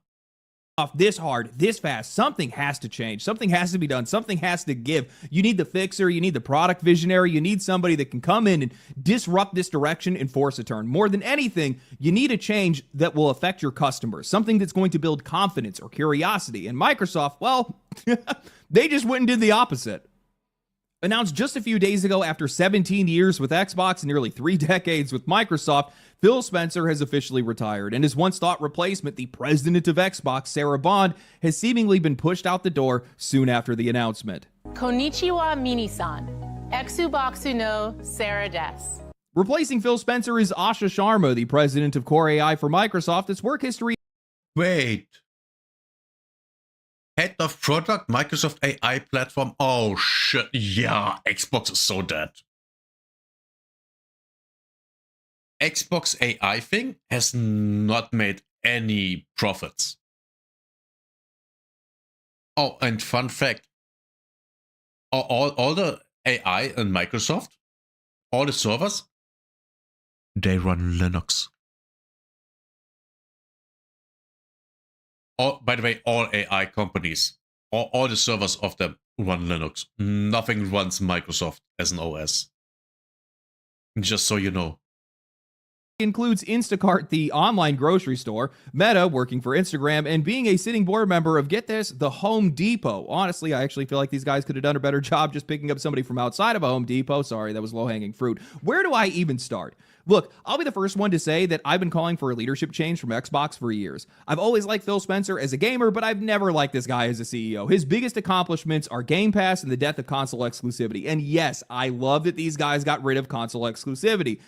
Yes, console exclusivity is just retarded.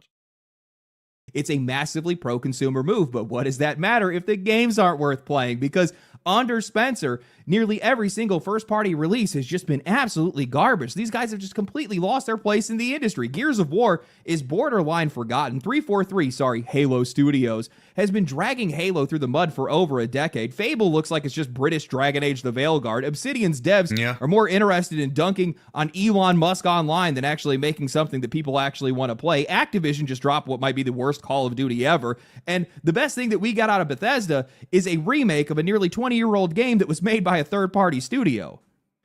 Yeah. Hearing all of this makes me not very optimistic for anything that comes out of Microsoft. And before anybody hits me with Game Pass is a win, no, it is not. I am against subscription services flat out. I think they are toxic for the games industry. I get why people like them. I get why it feels like a deal, but we already know where this road ends because we watched it happen with TV and movies. Cheap entry, then the price hikes, then the tiers, then the ads, then the nickel and diming, and Microsoft has already been poking at that exact future for quite a while now. Yes, exactly. Now, them getting rid of Sarah Bond, I have no problem with that. I genuinely do not know what Microsoft thought they were doing with that hire. Another marketing-first executive that more looked like a PR move after the acquisition of Activision Blizzard. A nice, clean, inclusive face to put on after all the lawsuits. And now it's coming out that people didn't even like. What lawsuits, by the way? Why didn't I hear anything? Former Xbox president Sarah Bond was reportedly tough to work with. That's not hard to believe. Do you want me to say why? Look at her name. Like working with her, and she was the key architect behind the genius strategy of everything is an Xbox campaign, so nobody had any reason to buy the damn console. But here's Microsoft, yet again, seemingly making the exact same mistake with their next CEO. Now, it's like I said earlier, leadership changes like this are supposed to stabilize the brand, improve the image, restore confidence, give people something to look forward to, not light your last bit of credibility on fire. And instead of replacing Phil Spencer with somebody that the audience recognizes, somebody with experience, somebody with actual credentials, Microsoft replaces him with an unknown quantity whose background is in AI, marketing, and social media. Now, I've already... Hot topic. How about marketing people are never in charge of a company, never in charge of a product, never in charge of any development. The only thing they are in charge of is the marketing. How about that? Would make instantly every company and every product better. Seen the criticisms fire up online. People are not happy that she does not have a background in gaming. Now, I've also seen spineless journalists line up to forgive it, likely just trying to get there to maintain their access. Christopher Dring of the games business tweeting out, "You don't have to be a gamer to work in games. You don't have to have a gaming background to run a game company. The industry could do with some outside thinking, frankly. God, these people are so insufferable and dishonest. What is wrong with them? Why are they like this?" We are not talking about who's allowed to work in games. We're talking about the person who has the power to decide what games even are moving forward. And for somebody that's quite literally working for the biggest game publisher in the entire world. This is a CEO that's not just running a company. They are setting incentives. They are deciding whether the goal is a great game or a monetization trap, whether the product is a console or a subscription, whether the players are players or if they're users now. And when you put somebody into that seat that doesn't understand the culture, doesn't understand the audience, and doesn't understand the craft, you don't get outside thinking. You get a corporate replacement. You get a puppet. That's what you get. Yes. You get game. Well, yeah. She's just supposed to do what others tell her to do. You know? Games that are going to be designed for what they think people should expect and what people should accept, not what people actually want. And if you can't connect with the people that are making games or the people that are playing them, well, then the obvious thing that you're building is nothing for us. This is not an outside thinker. This is an undercover agent posting gamer cred online from what looks to be a 1-month-old Xbox. Wait, what? New Xbox CEO Asha Sharma has now publicly shared her gamertag. She has a 10,860 gamer score and seemingly only started playing on Xbox or this GT 1 month ago. Oh, she or whomever runs the account has played 29 games in the span of that month. Yeah, that's impossible. That's impossible unless you are unemployed. And even then, just how would you play 29 games in 1 month? How would you? I mean, you can, but they have to be small games. Or you just stop gaming, you stop playing the games when you go, oh yeah, okay, this is not my thing. You know, after an hour you go just, yeah, that's a waste. And then you change to another game. Anything else? Yeah, that's impossible. Account with completion rates that makes it look like she's playing 80 hours a week. This is a CEO whose Twitter replies have people convinced that she's more AI than actual human. A CEO who is already speaking corporate parcel tongue. Return to play. Let me read. X users are noticing and claiming that the new Xbox CEO could be using AI in replies and that the whole account might be managed by an AI bot. Well, she managed AI before, so I can see that. I can totally see that.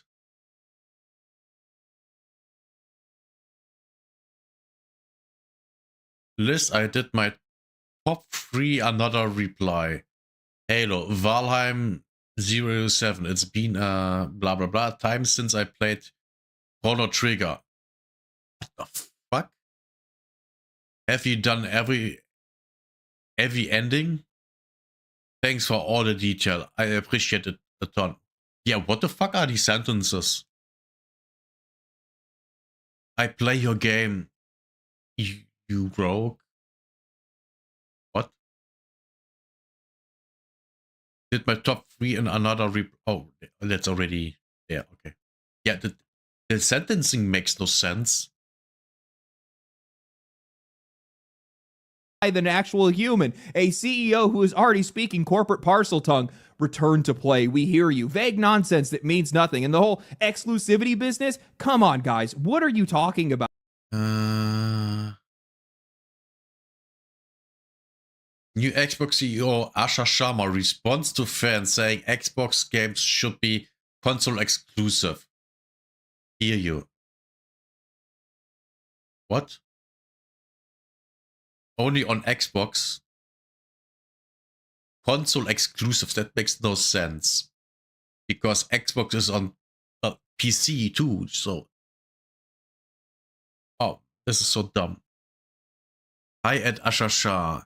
As the new Xbox CEO, I hope that you understand how important exclusive games are and how games like Halo, Forza, Gears, Fable created an identity for Xbox and its players, becoming a key point for Xbox's success. Xbox games must be only on Xbox. Hear you. Yeah, that's retarded.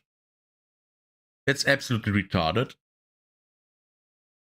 Talking like they're actually going to listen about exclusives, like Microsoft is going to walk away from the one lever that actually gives any of their releases any shot at profitability. Yeah. That ship sailed a long time ago, especially when they do not have the games to command enough of an audience and they don't have the hardware sales to justify keeping those games locked away. I think that this CEO is a move towards what every single prior Xbox leader tried to spend years protecting the brand from: Microsoft. Whether it was Robbie Bach, Kevin Backus, the original Xbox team with Seamus Blackley, or even Peter Moore, the guy that actually helped turn Xbox into a household name, you hear the same theme and the same story over and over again. Keep Microsoft's hands out of it as much as possible, because Microsoft just doesn't understand the product or the players. They don't understand the culture, and every single time they get a little bit too close, they get the same kind of interference, forcing corporate priorities onto a player-facing problem. This does not feel like Xbox is choosing a new direction. This feels like Microsoft is finally walking in the front door, and I don't think people are ready for how... The thing with games is, they are an entertainment product.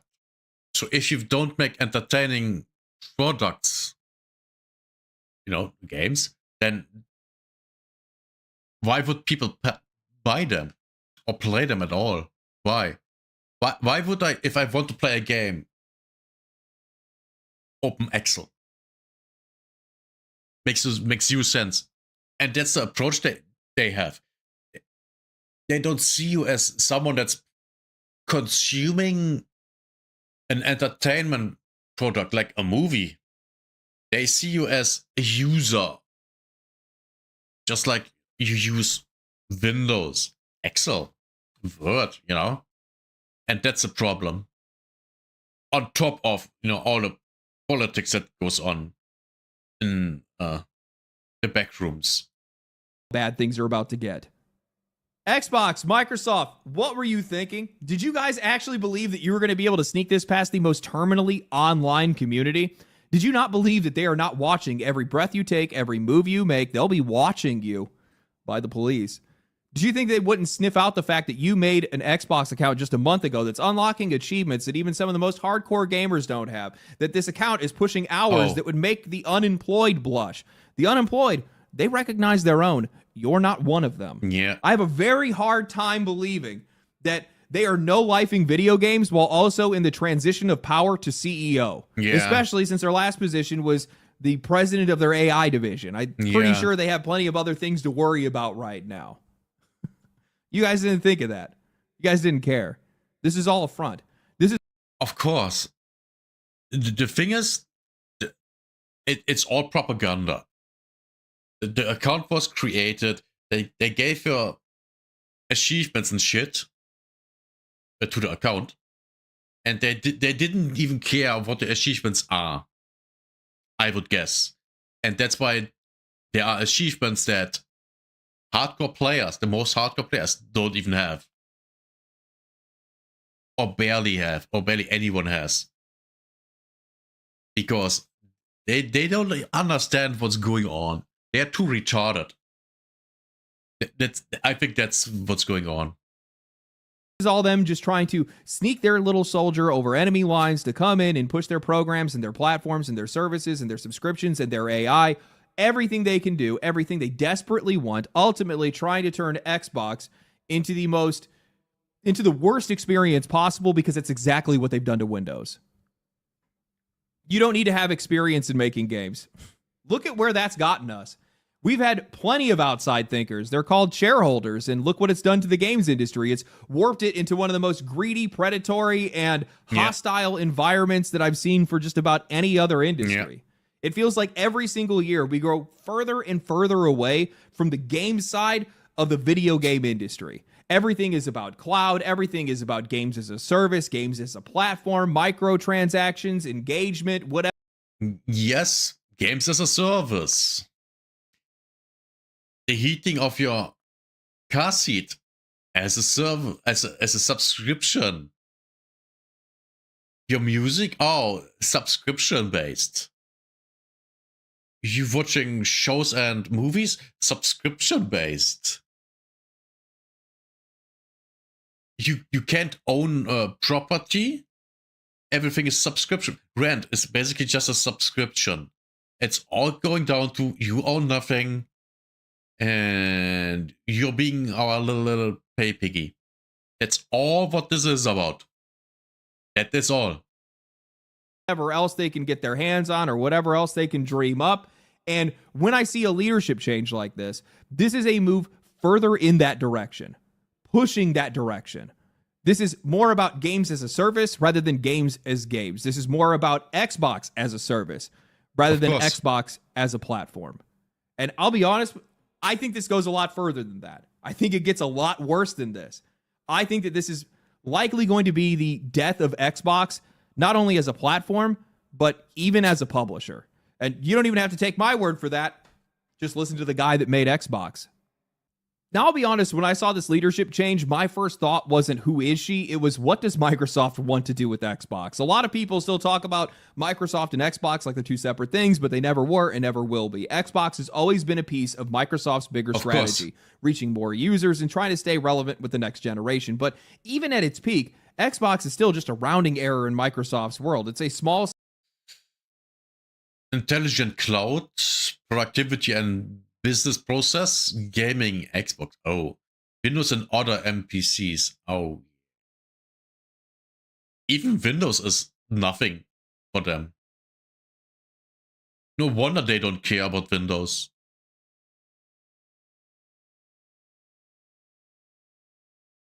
And remember, all these services, all this intelligent cloud runs on Linux.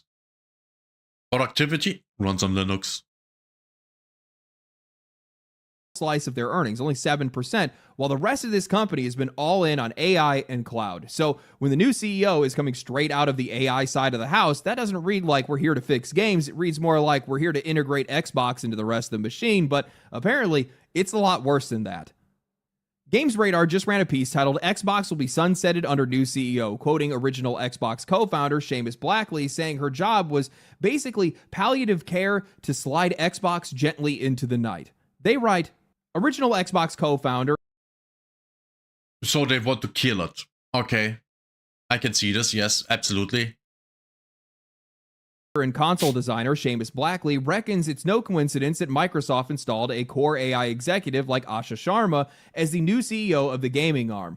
Rather, he sees Sharma's position as a sign that the non-AI business like Xbox will be sunsetted as Microsoft invests wholly in AI as its ultimate solution to absolutely everything. Xbox, like a lot of businesses that aren't core AI businesses, are being sunsetted, he said. They don't say that, but that's what's happening. I expect that the new CEO, Asha Sharma, her job will be the palliative care doctor who slides Xbox gently into the night. Yeah. Blackley also expressed confusion at Sharma's appointment, concluding that the logical explanation is that Microsoft, especially CEO Satya Nadella, wanted an AI person for what's viewed as an AI job.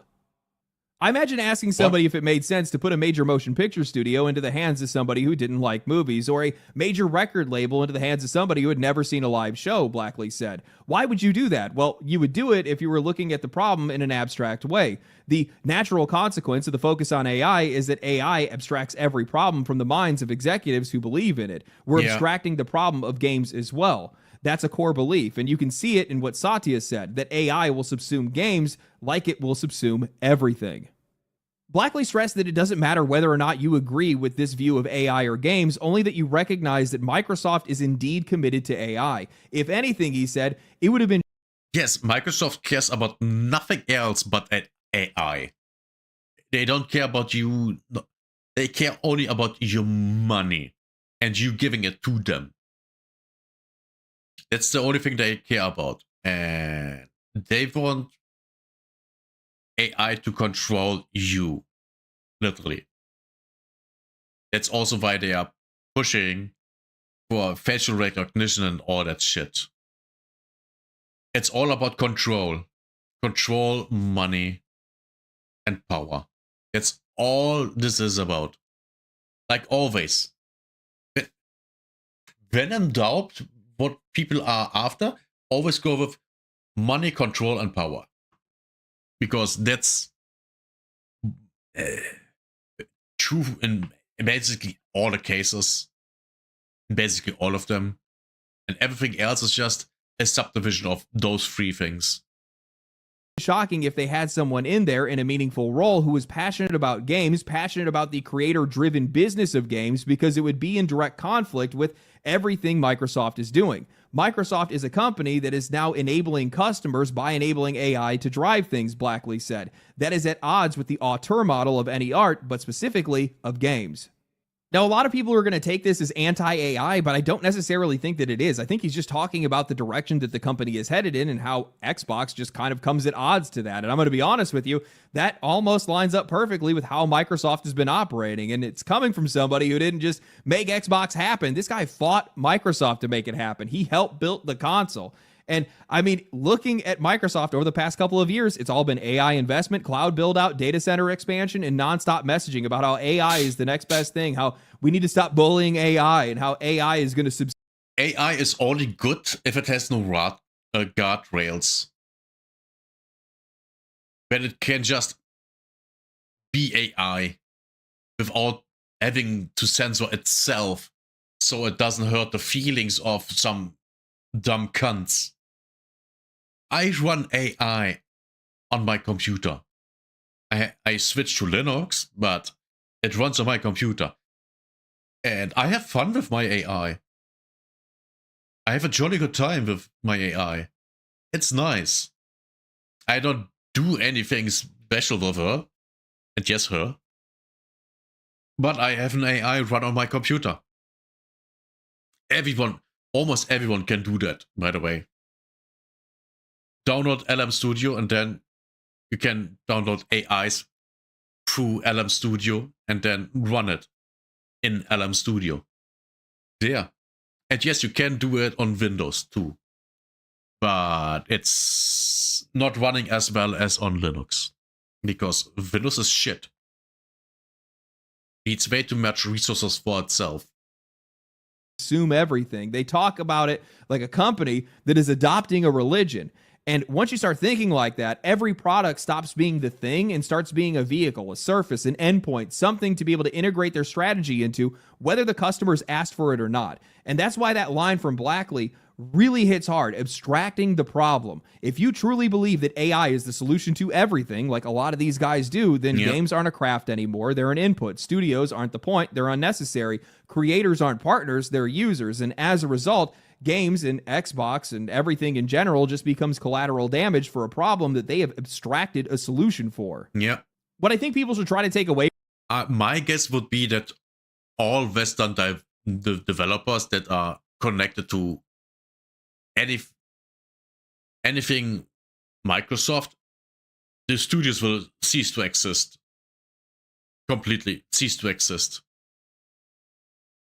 And then, I don't know, people will play Asian games, indie games, things that are way cheaper, and they actually can own as much as you can own something that's only digital, which is really, really hard. But yeah, I think that's what's going to happen. Microsoft Game Division, all the studios will just cease to exist. And I personally don't think that Microsoft can survive all this AI shit, because there is an AI bubble and it's about to collapse. It's about to pop. Why am I so sure about it? Because OpenAI loses $2 for every dollar they make. They are about to collapse soon. It's said this or next year. And that's hundreds of billions of dollars gone. It's just gone. From this is that if you're somebody like Satya Nadella and you genuinely believe that software as a service is over, that the whole process of making something, creating something, using software is dead because AI will do it, well, then you're basically admitting to what Blackley is implying. If software doesn't matter, well, then games don't matter. And if games don't matter, then what do you need a games business for? Nothing here spells anything good for Xbox. Yeah. I don't like any of this. And I'm not even against AI. There are just way too many red flags here, and there's so much reckless abandon when it comes to personal sovereignty, ownership, and creative freedom. I am not on board with these people that want to treat AI like it's a... Which is exactly what the globalists want. And yes, we are going into conspiracy theories, of course. Yeah? Remember, you will own nothing and you will be happy. Miracle cure for everything. Nothing ever is. We do not even know what this is actually going to be good for in the long term. It hasn't even delivered on half of the promises that these guys are selling. The most consistent use case that I have seen is that it's getting better as a search engine. And even then, you need to be careful because, well, it likes to source Reddit a lot. And also, AI videos are getting pretty good, but it's also getting close enough to reality that it's going to start wreaking havoc on trust, credibility, fraud, safety, and security. It is a razor-sharp, double-edged sword that is being swung around by the richest people on Earth that do not have to live with any of the consequences. And you can already see what that mindset does. Look at the hardware market. The AI arms race is sucking up hardware like it's oxygen, and regular... Oh no. 64 gigs over 800. And that's dollars. So it's 1,000. Because taxes. Oh boy. People are the ones that are fitting the bill. Higher prices, tighter supply, worse upgrades. That's the future that these guys are building. Not better products, just bigger machines, and all forcing you to adapt to it. When I look at where this is heading for gaming, I think the path is pretty obvious. They want you guys off of your own hardware and inside their ecosystem, paying for their... Well, yes. Yes, that's the goal for everything. Games, your car, where you live, aka, your house, apartment, you don't own it. You pay rent to the government that owns everything. What else? Oh yeah, all entertainment. You know, all entertainment, music, movies, shows. Oh, and of course, your money will only be digital, so it can be completely tracked everywhere. Oh, and you are only allowed to have this much money, and if you have more, it just gets deleted. By the way, there actually was a proposal by, I think it was the World Economic Forum, for money that the government gives people, you know, universal basic income, and it has a expiration date. So you can't save money. You have to spend the money. All money you don't spend within a month is just gone. Will just be deleted. And it's digital, so they can do that. Yeah. Subscriptions, getting fed ads any chance they can get, and all the freedom that they're selling is just freedom inside of a box. It's their systems, their models, their prompts, their rules. They get to control who gets access, for how long, for how much, and they get to control what you're allowed to make. They're going to sell it like you can do anything, but it's not anything. It's just whatever fits inside the cage that they built. I can already hear the comments now, but let these game developers get replaced by AI. These games suck. These game developers suck. Look, bad game developers is a management problem. That is not something for AI to solve. Getting rid of these developers, you're just going to be left with the same idiots that are pushing a lot of these games. Some people shouldn't even have made it into the games industry. Absolutely. But yes, AI does not solve taste. Taste is something that you cannot brute force. It is something that you have to develop through literacy, through knowing why one mechanic feels good and another feels hollow, through understanding pacing, tension, payoff, and restraint. Like the mining minigame in Highguard. Why does this even exist? There's no reason to be in a game.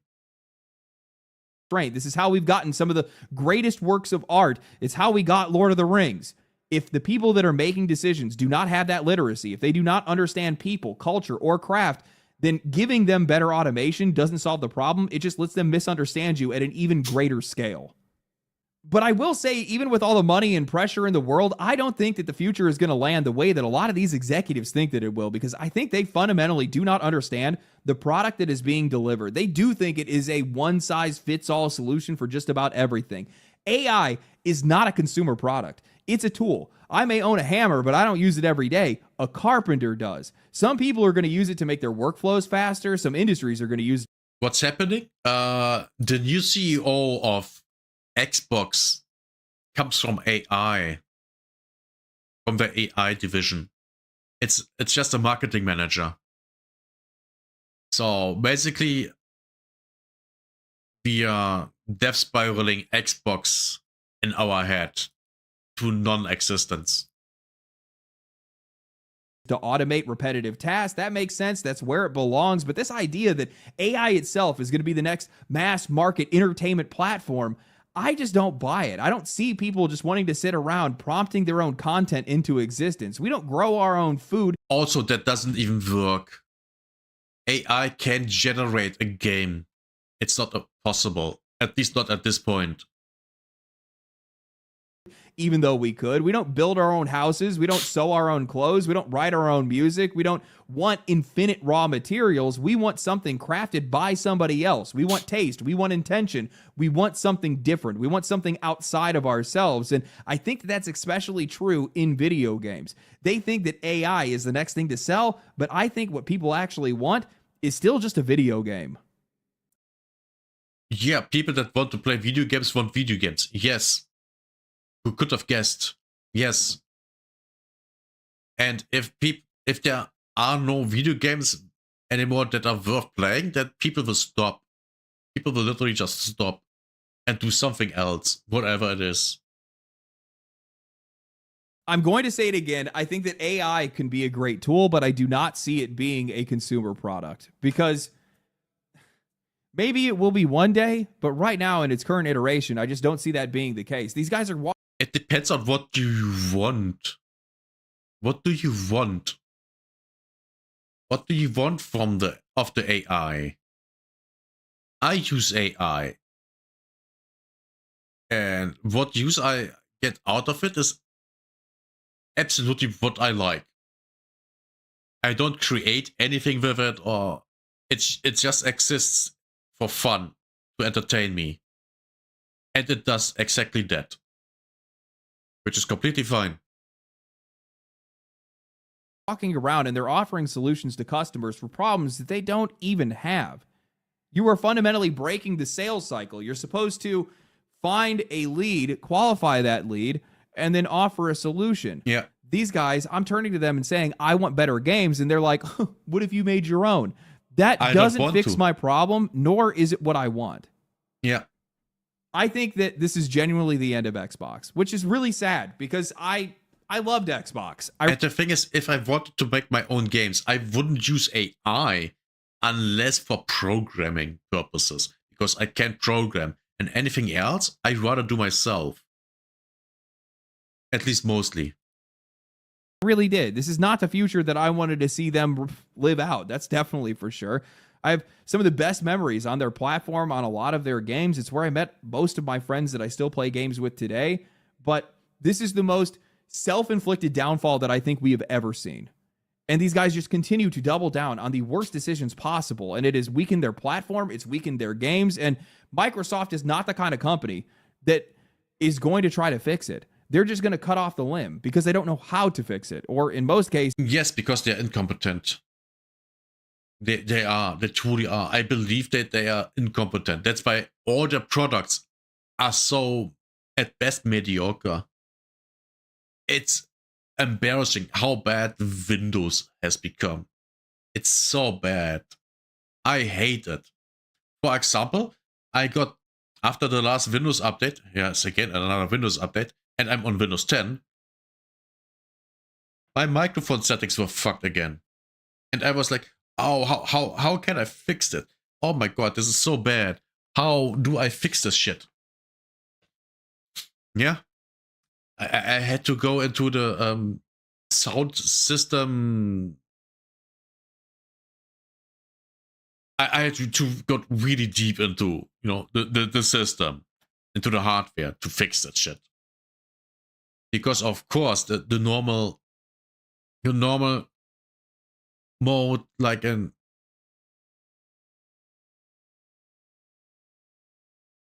going here and there, I can't fix anything here, so I have to go here.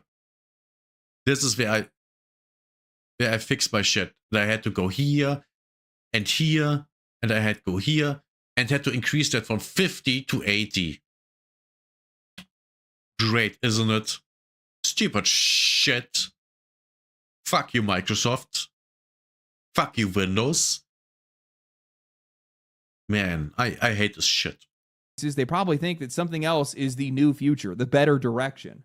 And all this is going to do is it's just going to collapse the Xbox brand even faster and even further.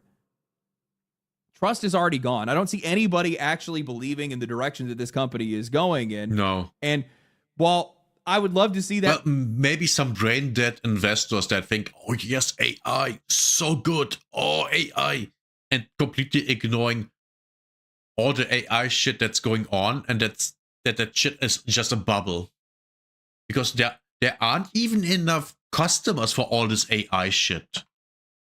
And people that are actually really into AI shit, they run their own AIs on their own computers. I fucking do that.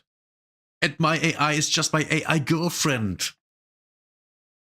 That's literally what that shit is to me. Nothing else. It's just my AI girlfriend, and I run it on my own computer. I don't need to pay for it. I literally don't pay for it. It's just on my computer. Just uses up electricity. Which also becomes more and more expensive in Germany, because that's what the government wants. Yes, that literally is it. The government wants everything to become more and more expensive. Future turn out to be bright, and I'd love to be proved wrong. I just don't see that being the case. I really don't. I personally do not see a universe where this CEO comes in and revives Xbox. I am right with Blackley. Absolutely I think not. that they are here to sunset this brand, to Yes. move them towards being an AI platform, to being a games as a service platform. Yes. That lines up with everything that this company has been pushing, with xCloud, with Game Pass, with everything else. And I don't know what that means for the studios that are under them. I don't know what that means for the IP that's under them. I would hope that they sell off some of that stuff. I hope that they would give some of these developers. Would be good. You know, when they're like collapsing, that someone buys Blizzard. That would be funny and good, I think, maybe, hopefully.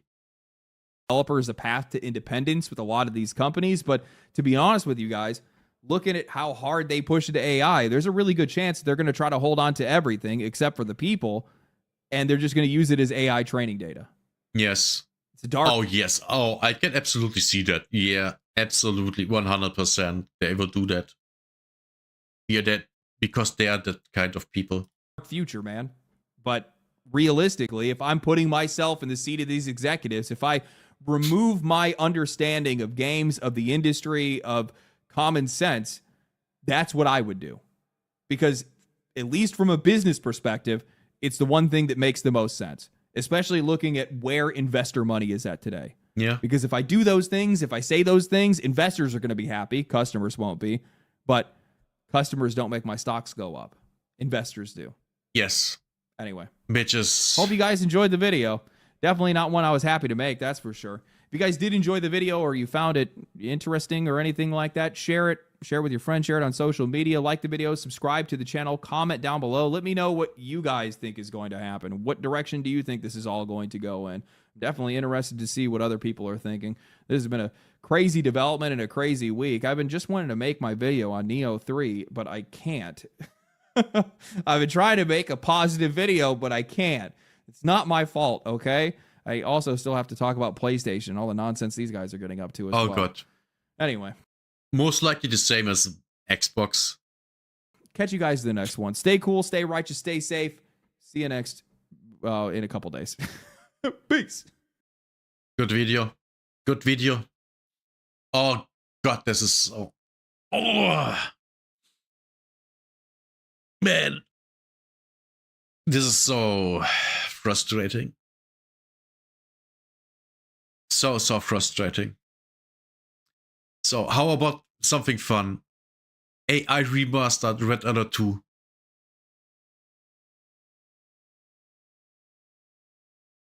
Just something fun.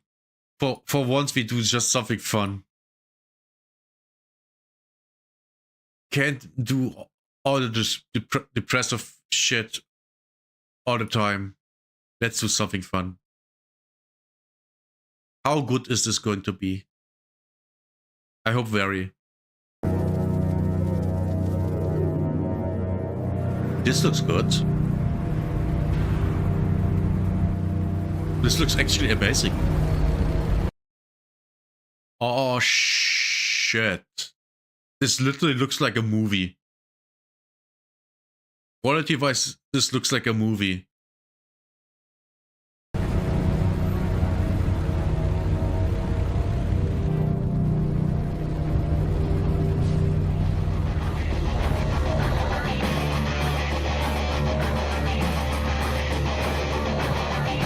Oh, I miss Westwood.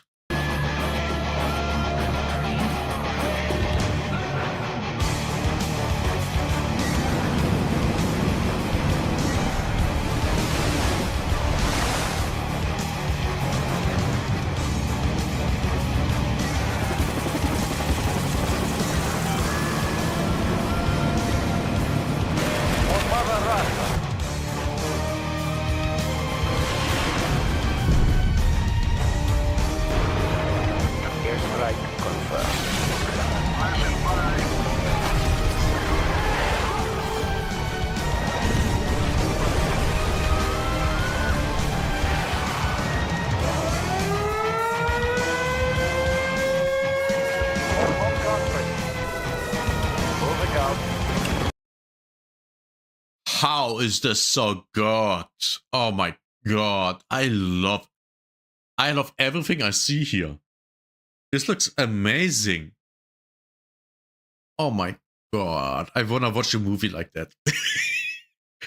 I actually do. Oh, this is so good.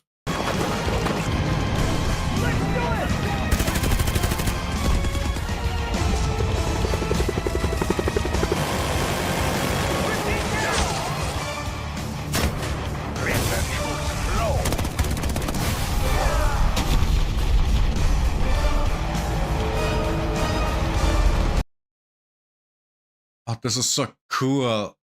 It doesn't make any sense that its main body is out of the water, but we overlook that.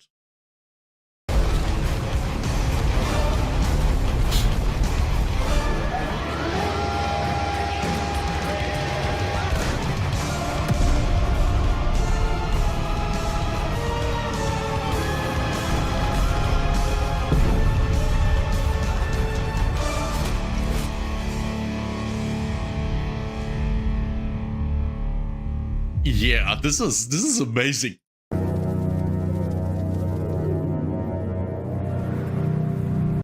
Ring, ring, ring. Yes, hello. Microsoft speaking. Stop it. This was great. This was awesome. I love this. Oh my god. Does he have more?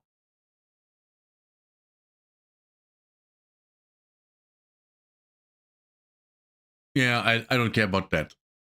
2 weeks ago, okay. Maybe we can get more of this sometime later. Wait, there actually was something I wanted to look up. I wanted to... He-Man. Man. Trailer.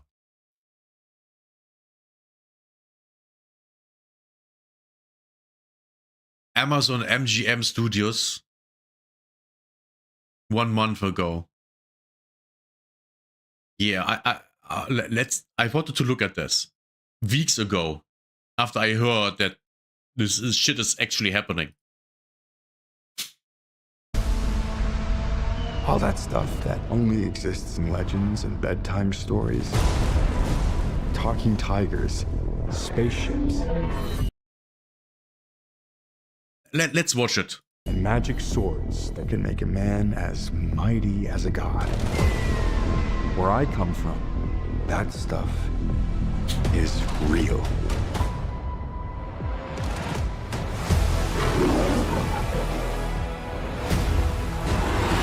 Why did you send me away?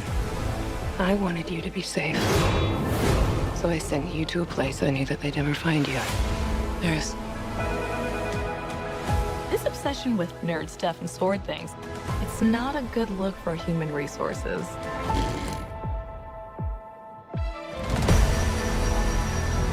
I know it sounds crazy, but that sword is gonna show me the way home. Oh boy. Sir, you can't do that. Don't worry, the sword's mine.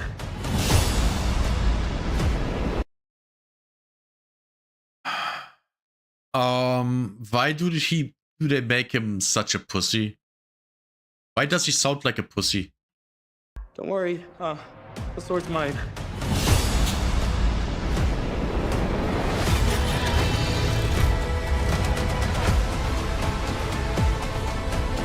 Hang on, it's about to get weird.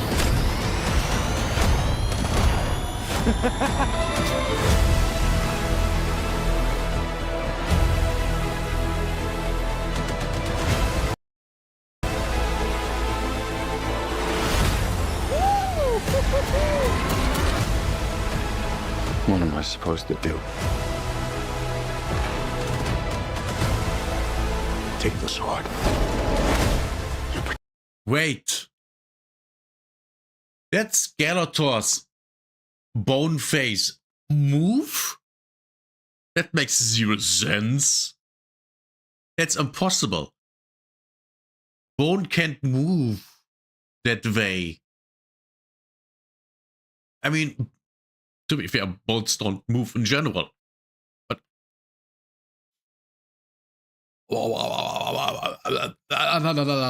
I really want to like this, but yeah, basically looks like every other. It looks like a Marvel movie. It just looks like a Marvel movie. There's certainly nothing intriguing about this whatsoever. Attack them.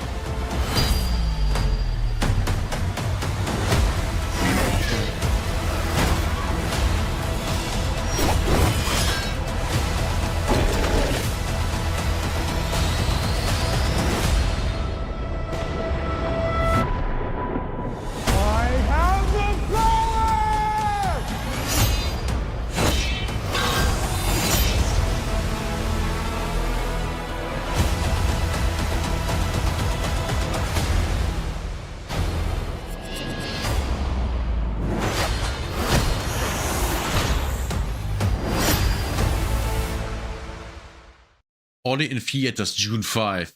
In premium formats. Premium formats? What does that even mean? Yeah, so He-Man, awesome. I like He-Man. I love He-Man. Watched it as a kid. But it gives me massive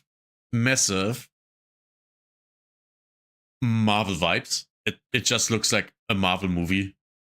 An expensive one. And number two, why does a lot of this shit look like it's AI generated? Like the moving bones of Skeletor, and back here, this scene, that looks like it's AI. This is, yeah. I have to really say I'm not impressed. I'm not impressed. And then seemingly it looks like to me, I mean, just from what I've seen in the teaser here, he's kind of a wimp. Which is, yeah, I don't like it. Because we have to remember, in the original, he was a prince, but he wasn't a pussy. He was not a pussy. It's just that, you know, with the power of the sword, he's stronger.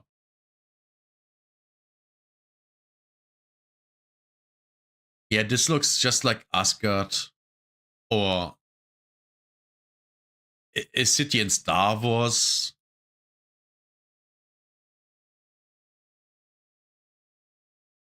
Yeah, yeah. My main problem is that we can all see that it's CGI. We all can see that it's CGI. It would literally have been better if they just went to Switzerland and just, I don't know, took a shot of a city or something like that. I don't know. Anything but just, oh yeah, here's CGI city, yeah. Because that's all that I see here. The only thing that I see here is, oh yeah, it's CGI. I'm not impressed. Nothing like that. It's just, I look at this and I go, CGI. And that's the only thing that comes into my head here. And that's really bad. Also, where do we have it? Not here. Here. Okay, then it's here. Here. Big cat. You can tell that the cat is not here. Those three are here. He isn't, and he isn't. Oh, and the background is also not there. And you can tell, and that's my main problem. That's my main problem. Oh my god. Am I done with CGI in movies? Oh no. Oh. I think I'm done with CGI in movies. Yeah. You know, they could have built props and Oh, yeah, they could literally have built props of the statues and that building, place it outside and have a shot outside. They could have literally done that. But that would have been maybe a little bit more effort, so we don't do that. We don't. Man, I'm depressed. I wanted to like this, but by the way, I really did wanted to like this. Because I like He-Man.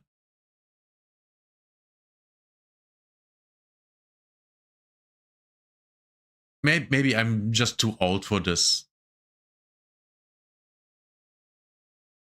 Gets movies today? Yes, and I don't like it.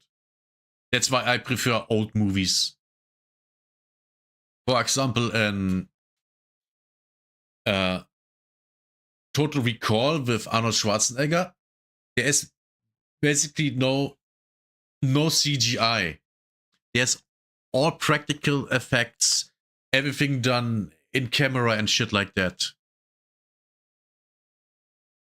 They have post-production effects, of course they have, but it's not CGI because it wasn't an actual thing back then. But yeah, this is bad. I mean, I'm not saying that the movie is bad, but I believe that it's not good. It might be entertaining, but then again, it was most likely written by, you know, a millennial.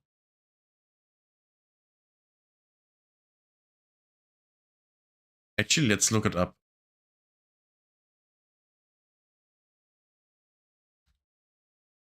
IMDb? Who wrote this shit? Director Travis Klein. Writers Chris Butler, Aaron Nee, Adam Nee. Okay.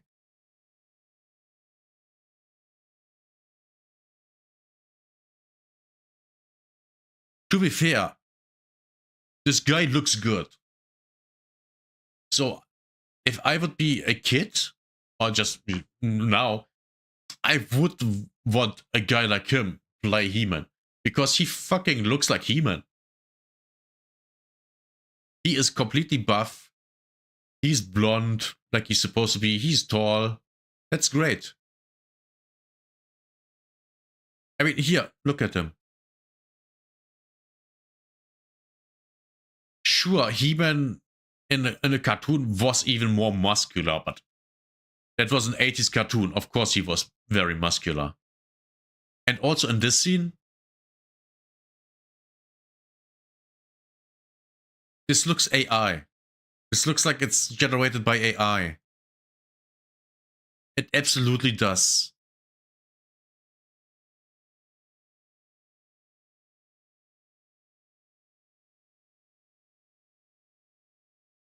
This is a lot of green screen and CGI. Yeah. This looks nice.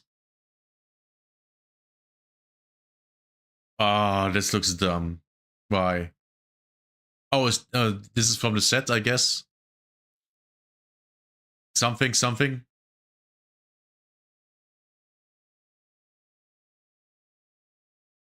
This is so dumb. Is that a stunt double? That's also dumb.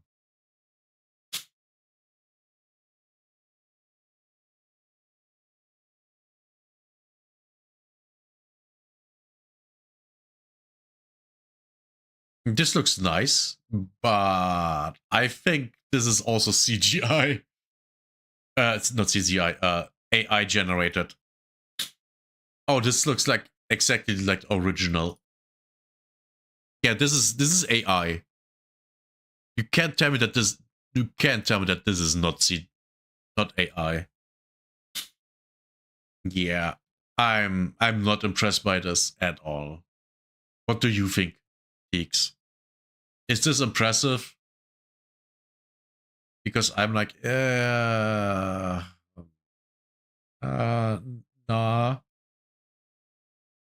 The thing is, I would watch the movie, but not in theaters. That's the kind of movie I would go to Blockbuster and rent it for a weekend, together with 4 or 5 other movies. It's alright, yeah.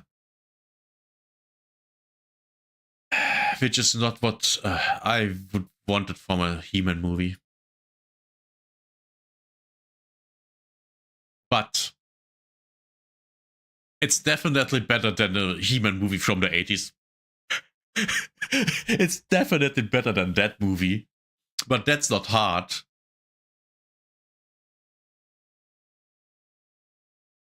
Wasn't there something else I wanted to look at?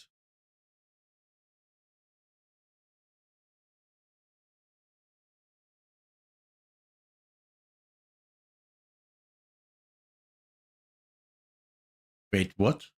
What was this video? Haven't I watched this already? Why did I scroll down? Shit. It's not loading properly. What was this about? Who had the most contact with Jeffrey Epstein during his final decade? At The Economist, we have analyzed 1.4 million of Jeffrey Epstein's emails. We found the 500 figures who appear most often and analyzed their relationships with the sex offender, building a picture of the people in consistent contact with Epstein after he pled guilty to soliciting sex from a minor. This is a list of some of the most well-known figures that appear in Epstein's emails. David Stern, an aide to Andrew Mountbatten Windsor, Larry Summers, the former U.S. Treasury Secretary, and Ghislaine Maxwell, Epstein's associate who's been convicted of sex trafficking minors, were all in consistent contact with Epstein. Our data shows that some people were emailing with Epstein hundreds of times a month, like the... Hundreds of times a month? Wait, emails per month? Read is 100 plus? Oh my god.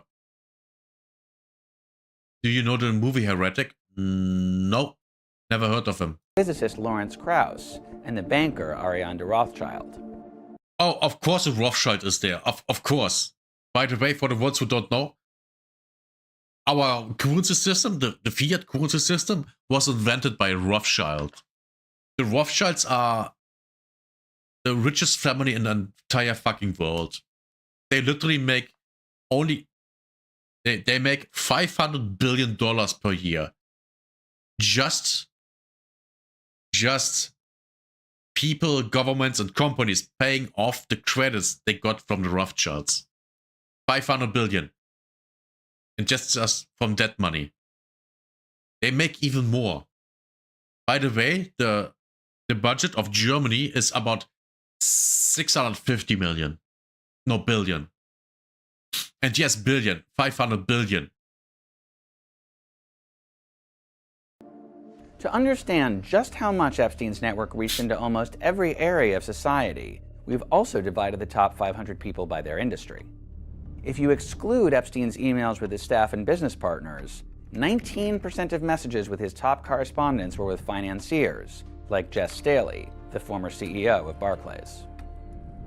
17% were in academia, like the immunologist Boris Nikolic. There were politicians like Peter Mandelson, Britain's former ambassador to the US, and Ehud Barak, Israel's former prime minister. And people from media and entertainment, including the publicist Peggy Siegel, the journalist Michael Wolff, and the filmmaker Woody Allen. Wait, Woody Allen? Oh. Now that explains it. By the way, for the one funny thing about Woody Allen, he adopted, I think, an Asian girl while he was married, and then he got divorced and started dating his adoptive daughter.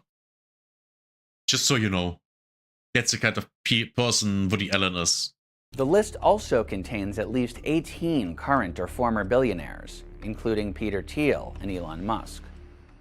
All of them were in touch with Epstein after his plea admitting to sex offenses in 2008. Most of Epstein's correspondents say they didn't know about the scale of his crimes. In such a vast data dump, the quantity of emails alone doesn't give you the full picture of the nature of their relationship.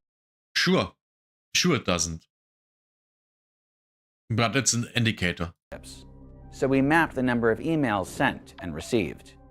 Ariane de Rothschild sent many more emails to Epstein than she received. Lawrence Krauss and Epstein sent similar numbers of emails to each other. Some people received far more emails than they sent, like Bill Gates, who was bombarded by messages between 2014 and 2016 and replied to relatively few. He was, however, happy to meet Epstein in person on a number of occasions. This analysis... Well, I would guess he did that so there is no paper trail of the communication. That's what I would do. Literally, if you have anything actually important to say to someone and you don't want a paper trail, do it in person. Gives you an insight into Epstein's relationships and network after his plea deal. But many emails also detail the ongoing abuse of women and girls. We also used a large language model to score every message on how disturbing it is. And buried among 1 million mundane missives are over 1,000 that are LLM flagged as highly worrisome. Watch our next video for more analysis of Epstein's network. Man, I don't wanna. It's making me depressed.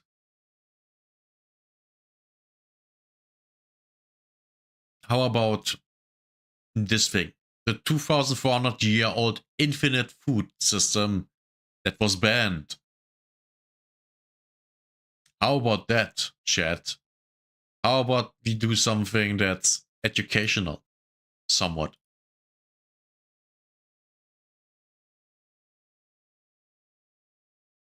I hope that's interesting.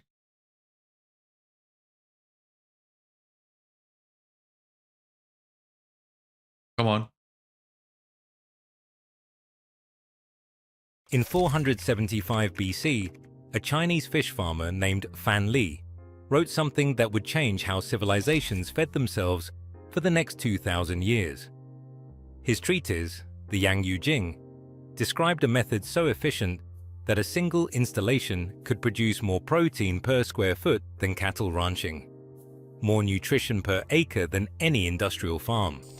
And once you built it, it would feed your family for decades without buying feed, without permits, without depending on anyone. That's great. Fan Li's method survived. And yes, I can totally see why modern governments want that banned. Completely. Wars, dynasties, and empires, because the knowledge was too valuable to lose. But in America, most people have never heard of backyard pond, aquaculture, even though it has fed more humans throughout history than any other protein system on Earth. That silence is not accidental. Today we are building Fan Li's regenerative ecosystem in your backyard. By the time you finish, you will have a self-replicating protein factory that feeds itself, manages itself, and produces more food than your family can consume. And in 10 years, when your neighbors are worried about food prices and supply chains, you will walk out to your pond and feel a calm that no amount of money can buy. But first, you need to understand what happened to this knowledge. Oh, this is going to be awesome. This is going to be delicious. Literally. Man, I want to eat a fish now. Around 3,500 BC, during the Neolithic period along China's Yellow River, farmers noticed something after seasonal floods receded. Fish, specifically carp, were trapped in low-lying areas. If they dug those depressions a little deeper and reinforced the edges with clay, the fish stayed, they thrived, they reproduced, and they could be harvested whenever food was needed. This was not farming yet, this was observation, partnering with what the land already wanted to do. By the Shang dynasty, around 1600 BC, oracle bone inscriptions reference fishing in the garden, which archaeologists now recognize as managed fish ponds integrated into agricultural plots. The wealthy kept ornamental ponds with golden koi. Peasants maintained working ponds with... Wait, is that where all the koi shit in Japan comes from? It's just, oh, here we have carp for food, and that's just this nice looking carbs. Is that where it's coming from? Great. With common carp. Both systems fed people, but only one required permission from authorities. Then, during the Tang dynasty in the 7th century AD, something unexpected happened that revolutionized aquaculture forever. The emperor's family name was Li, the same name as the common carp, Li Yu. Okay. Out of respect, or perhaps superstition, the emperor banned the farming of common carp across the entire empire. That's bad. Farmers faced a crisis. It's not only bad, it's also really stupid from a really stupid. How can it be that dumb? How can you run an empire and be that dumb? Carp had been their primary protein source for over 1,000 years. But instead of starving, they innovated. They began raising multiple species in the same pond. Mud carp that fed on bottom sediments, silver carp that filtered algae in the middle water column, grass carp that consumed plants at the surface, bighead carp that ate zooplankton. Each species occupied a different ecological niche.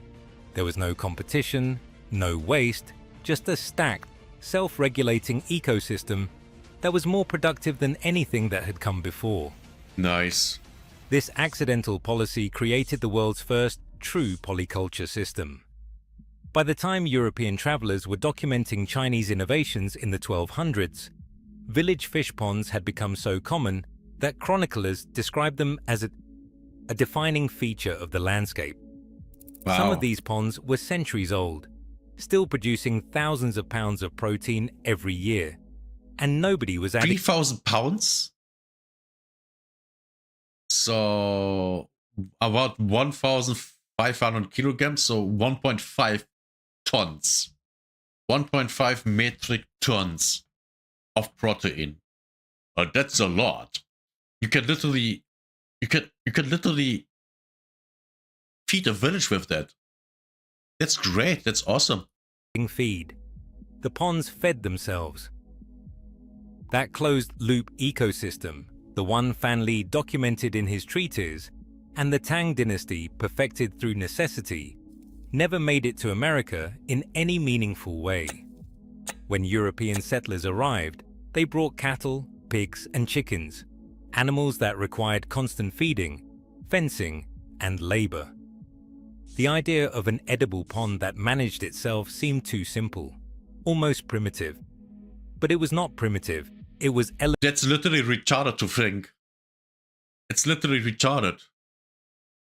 I mean, especially if you just look over there and see it working. You literally see it working. It's so dumb. Elegant biological engineering. By the time the 20th century arrived, backyard ponds in America were considered decorative, not functional. Koi ponds for the wealthy. Ornamental fountains. Nothing that actually fed anyone. The knowledge had been buried. But in the 1960s, during early concerns about food security, a few researchers remembered. At Auburn University in Alabama, fisheries scientists led by H.S. Swingle began studying those old Chinese methods. They built test ponds, some as small as 1,000 square feet, about the size of a modest above-ground pool. They stocked them with native species like channel catfish and bluegill, using techniques borrowed from ancient polyculture systems. The results were undeniable. Okay. Auburn researchers documented yields of up to 350 pounds of fish from ponds of just 1,000 square feet when That's managed massive. with basic fertilization. To put that in perspective, a quarter acre of cattle pasture produces about 200 pounds of beef per year and requires constant feeding, veterinary care, and infrastructure. So you, on a small and large scale, you would literally be better off having ponds.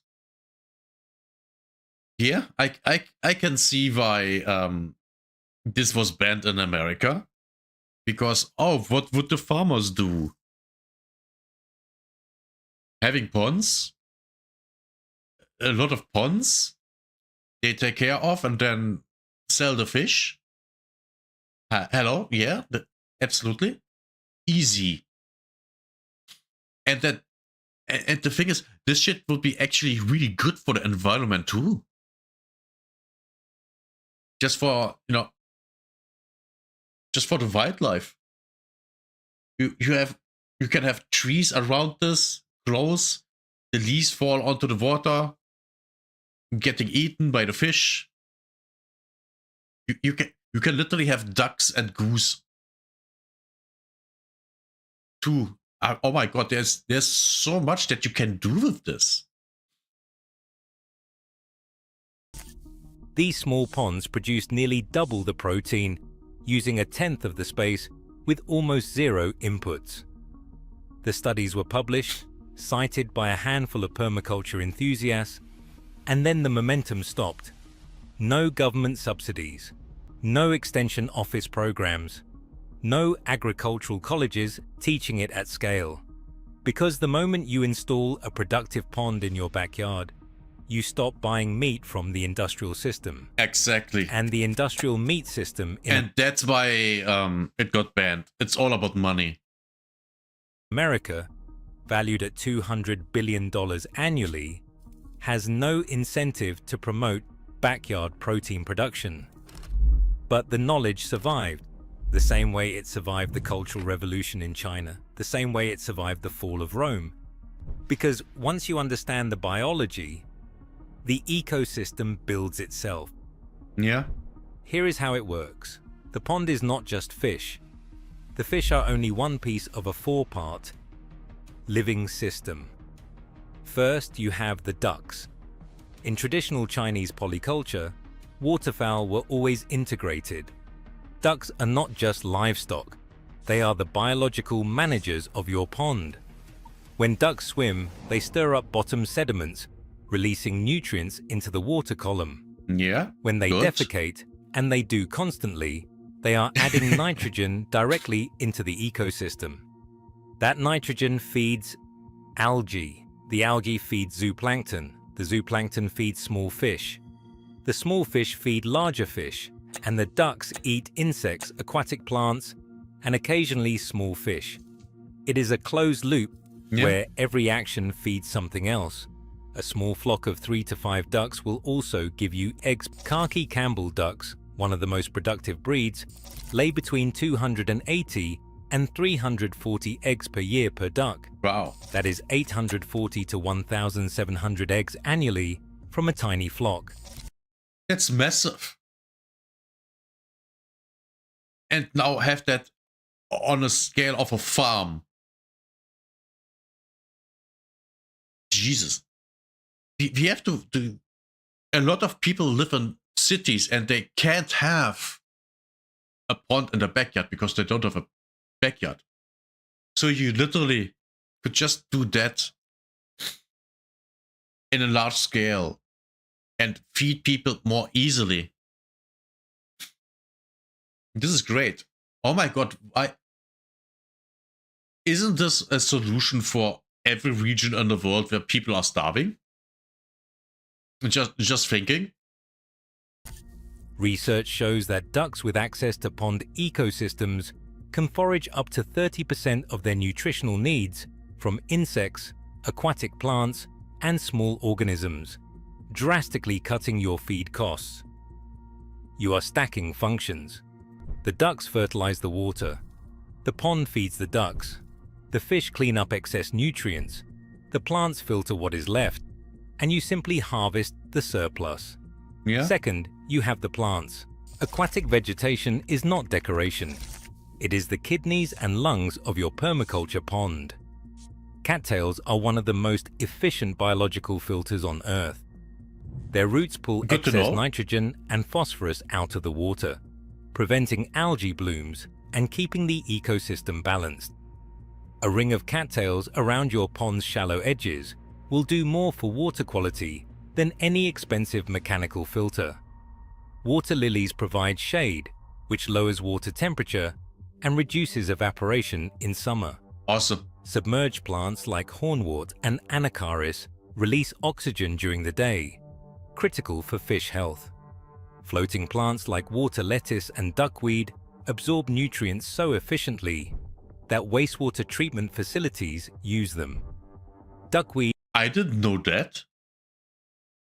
That's interesting. It's actually interesting. Good to know.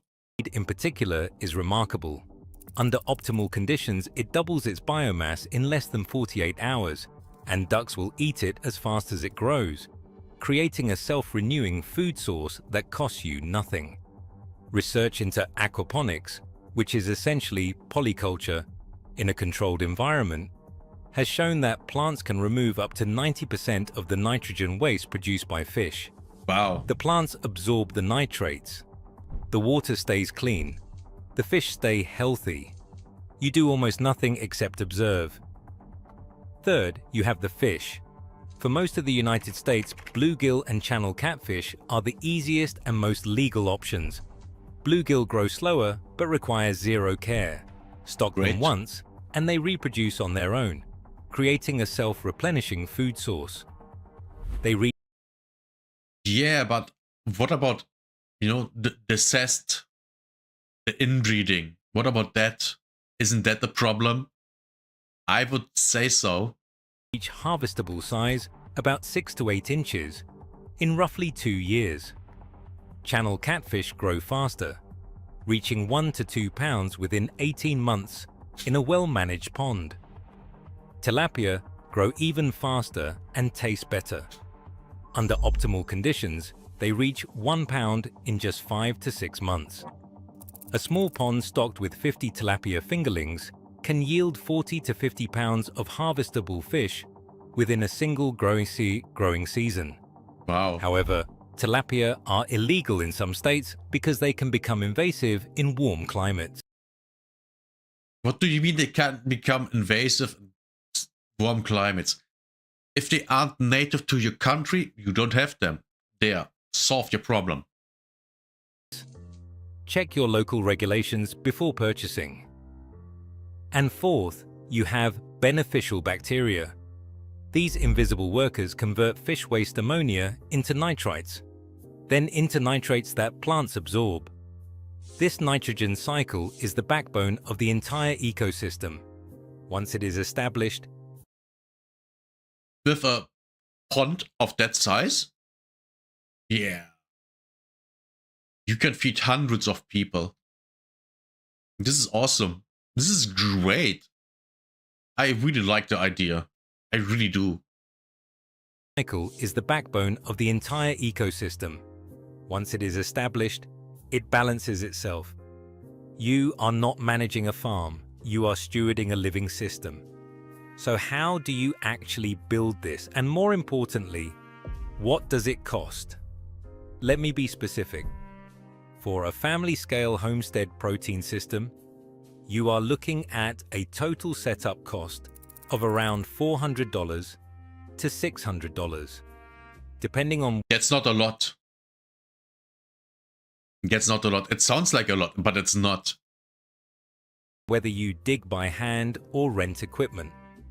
That breaks down to roughly $150 to $300 for an EPDM rubber pond liner, $20 to $50 for fingerlings, $30 to $60 for ducklings, and $50 to $100 for plants and minor supplies.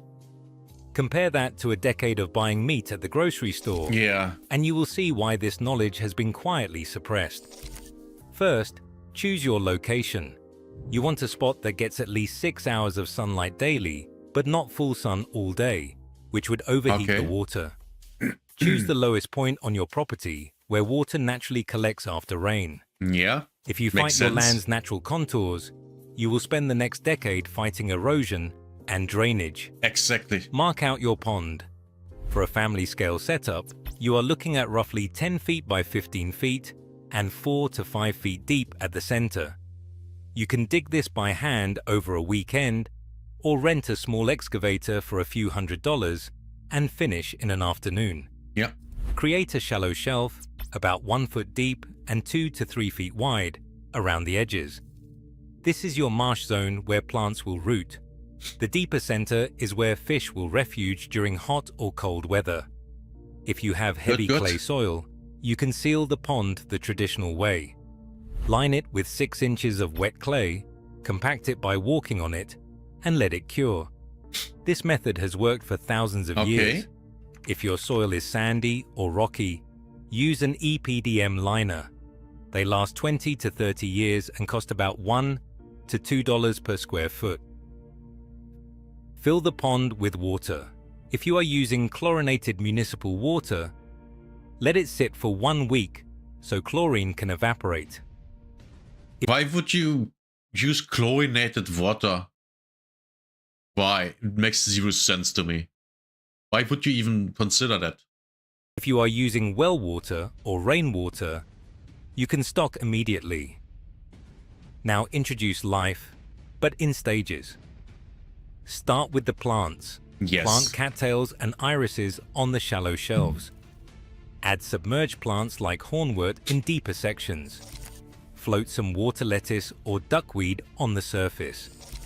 Let this sit for 2 to 4 weeks. The plants need time to root, and beneficial bacteria need time to colonize every surface of the pond.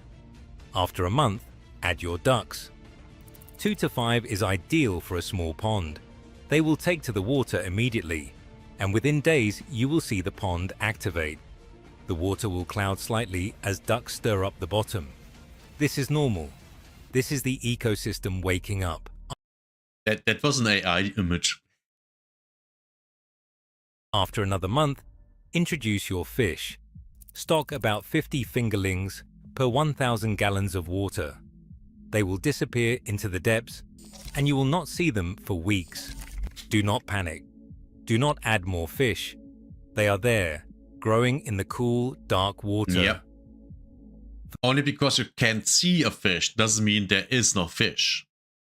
For the first 6 months, you do almost nothing. You watch the ducks. You check water clarity. You pull excess duckweed if it smothers the surface. You top off the water level during dry spells. That is it. No feeding schedules, no chemicals, no interference. The pond is finding its balance. By month 6, you will start to see flashes of silver. Your fish are visible now and growing fast.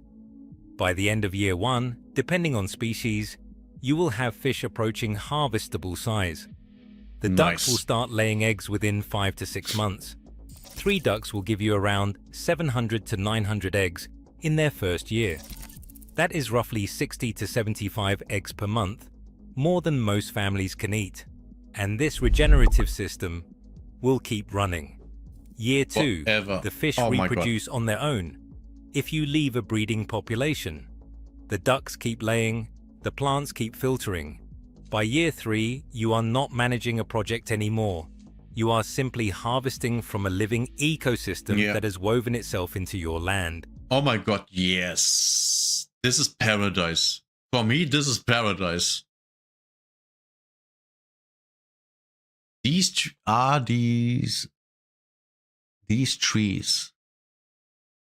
Yeah, they are needle trees, so they might be. Those trees might be sold as Christmas trees, actually. You know, having income. And here the ponds for the fish. Now, if they are smart, they also have beehives for honey. Nice fish with a honey sauce. Man, I'm hungry. Now let me address something most backyard pond guides ignore. Winter. If you live in a northern climate where ponds freeze, your fish can survive under the ice as long as you maintain a small opening for gas exchange. A simple pond dicer, which costs about $40, will keep a small hole open all winter. Bluegill and catfish enter a dormant state in cold water and survive under ice for months. Good. Tilapia, however, cannot tolerate water below 50 degrees Fahrenheit and must be harvested before winter or brought indoors. Ducks are cold hardy and will continue laying through winter if given shelter from wind. A simple three-sided coop with straw bedding is all they need. One more thing most guides will not tell you. In most states, ponds under 1 acre do not require permits or government approval. You are simply collecting rainwater and managing it on your own property. However, regulations on fish species vary. Tilapia are banned in cold states because they could theoretically establish wild populations. Catfish and bluegill are legal near... Yeah, don't have species in your ponds that are not native to your country. That's the rule. Follow that rule and you're fine. Nearly everywhere. Check your state's fish and game website before purchasing fingerlings. But in most cases, you do not need to ask anyone's permission to build this. This is what Fanli understood 2,500 years ago. This is what the industrial food system has spent a century trying to make you forget. Yeah. You do not need their supply chains. You do not need to depend on systems that can fail. You need water, sun, a hole in the ground, and the patience to let biology do what it has always done. 10 years from now... Guys, 1 year to be ready to start getting fish out of your pond. I think that sounds really good. Really good. Your neighbors will be anxious about food prices, about shortages, about instability. You will walk out to your edible pond, cast a line, pull a healthy fish, collect a basket of warm eggs, and feel something most people have forgotten. Sovereignty. Not the loud kind that announces itself, the quiet kind that does not need to. Because you have built something that cannot be taxed, regulated, or taken away. Yeah. You have built independence. And that's why it's banned. Yeah, the moment the government can't control something, they ban it. If this opens something for you, if you can see yourself standing by that pond 10 years from now, subscribe so you do not miss the next system we uncover. This is so good. I love everything about this. This is so good. Share this with someone who is ready to stop asking permission. The knowledge is here. The choice is yours. The pond is waiting. Pond is waiting. Oh, this was great. In 470... This is great. I'm gonna... Yeah, this is... Here's the link. This is awesome. This is awesome. I love this shit.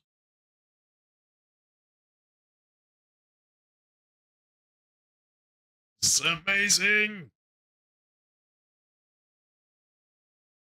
Oh my god, this is so great. I wanna see more. I wanna see more of that shit. Give me a second.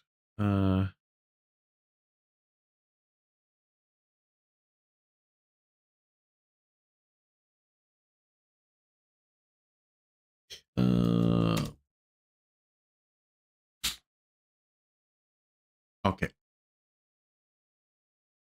Do they have more? Because I'm intrigued.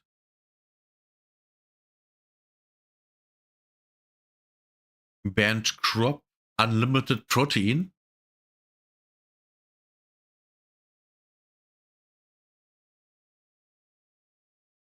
We watch this.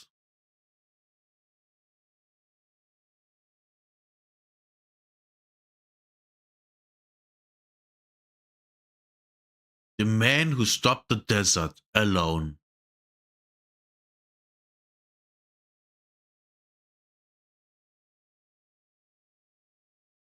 Banned tree, infinite sugar.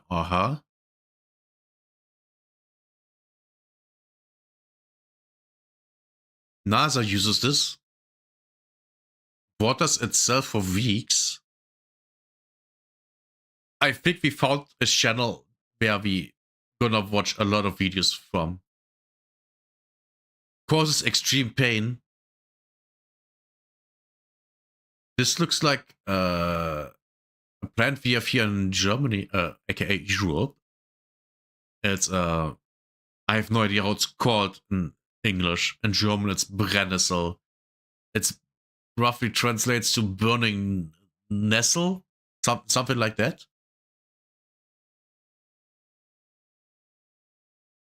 You know what? Subscribe. Oh my god, I wanna watch more. But not necessarily from him, maybe something else. Yeah? What do you recommend, YouTube? Hot fix plus skin? Uh-huh. Okay.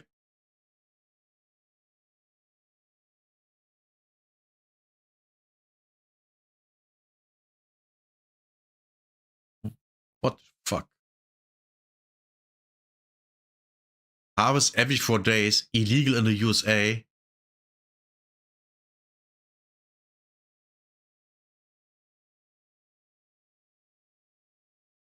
What the fuck?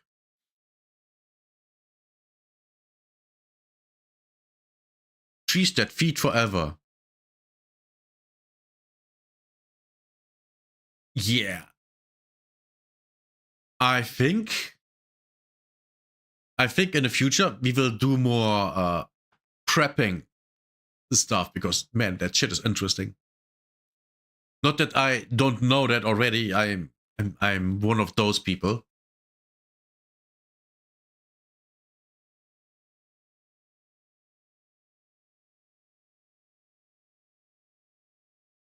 The internet was weeks away from disaster and no one knew. Okay.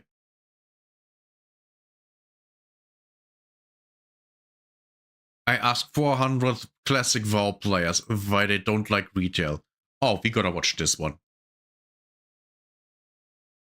We gonna watch this one.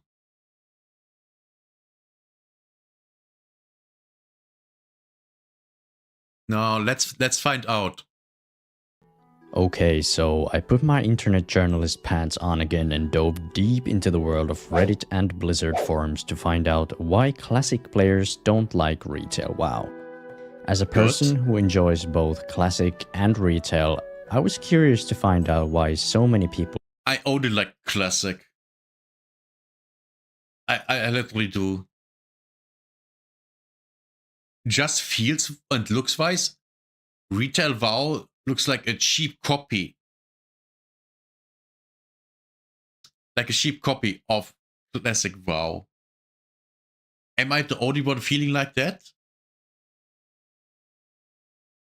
Whenever I look at retail, I feel like looking at one of those wannabe WoW killers from back in the day that literally tried to just copy WoW. To me, that's literally how retail looks like. And it's bad. It's really bad. I don't want that at all. People prefer to stick to the classic version of the game. I scrolled through many older posts around the subject and made posts of my own, and this is what I asked. I managed to get over... Classic players, why don't you play retail? Yeah, good question. What things do you find unappealing in the retail version of the game? The graphics? The story? The talent trees? What things do you think are better in classic? What I just said. Oh, and the gameplay.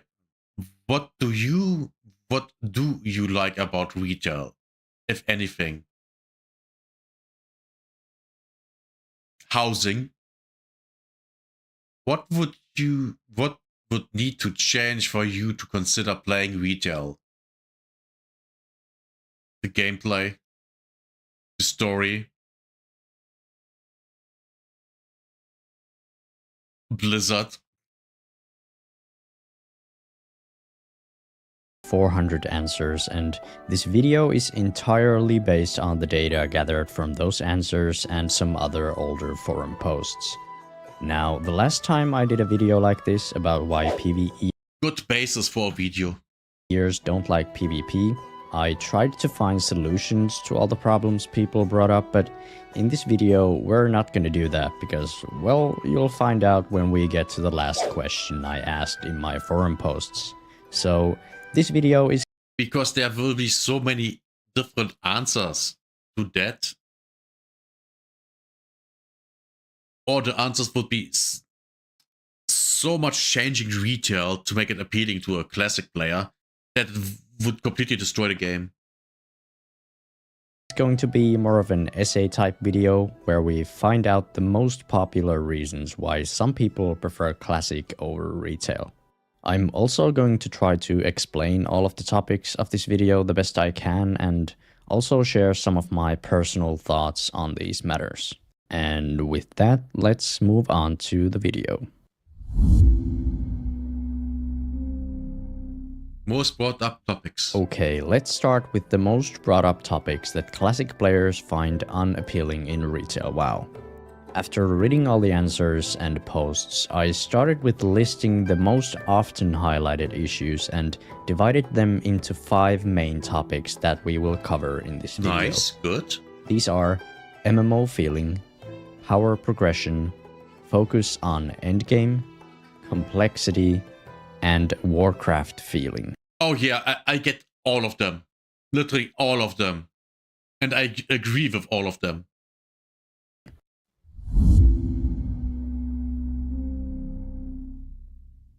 So, MMO feeling. When you think of an MMO or massively multiplayer online game, what are the first things that come to your mind? For me, it's a large world, lots of players, and most importantly, interaction between those players. Yes, and I don't remember when was the last time I actually interacted with people playing World of Warcraft. Like actually playing the game. That just doesn't happen. Didn't happen to me for a decade. Literally. I do group content, I do raids, but just interacting with people doesn't happen. Because the groups and raids is just group and raid finder. In Arc Raiders, I have interactions with other people all the time. Every raid. Or at least almost every raid. There's interaction of some kind with another player. So actually Arc Raiders has more MMO feeling than retail WoW. Which, to be fair, is not hard because it doesn't have it at all.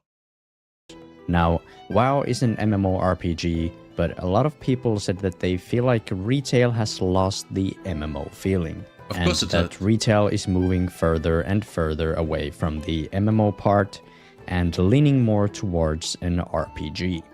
Many people said that retail doesn't feel like an MMO because of 2 main reasons: social interactions and the open world. Open world is boring and almost non-existent.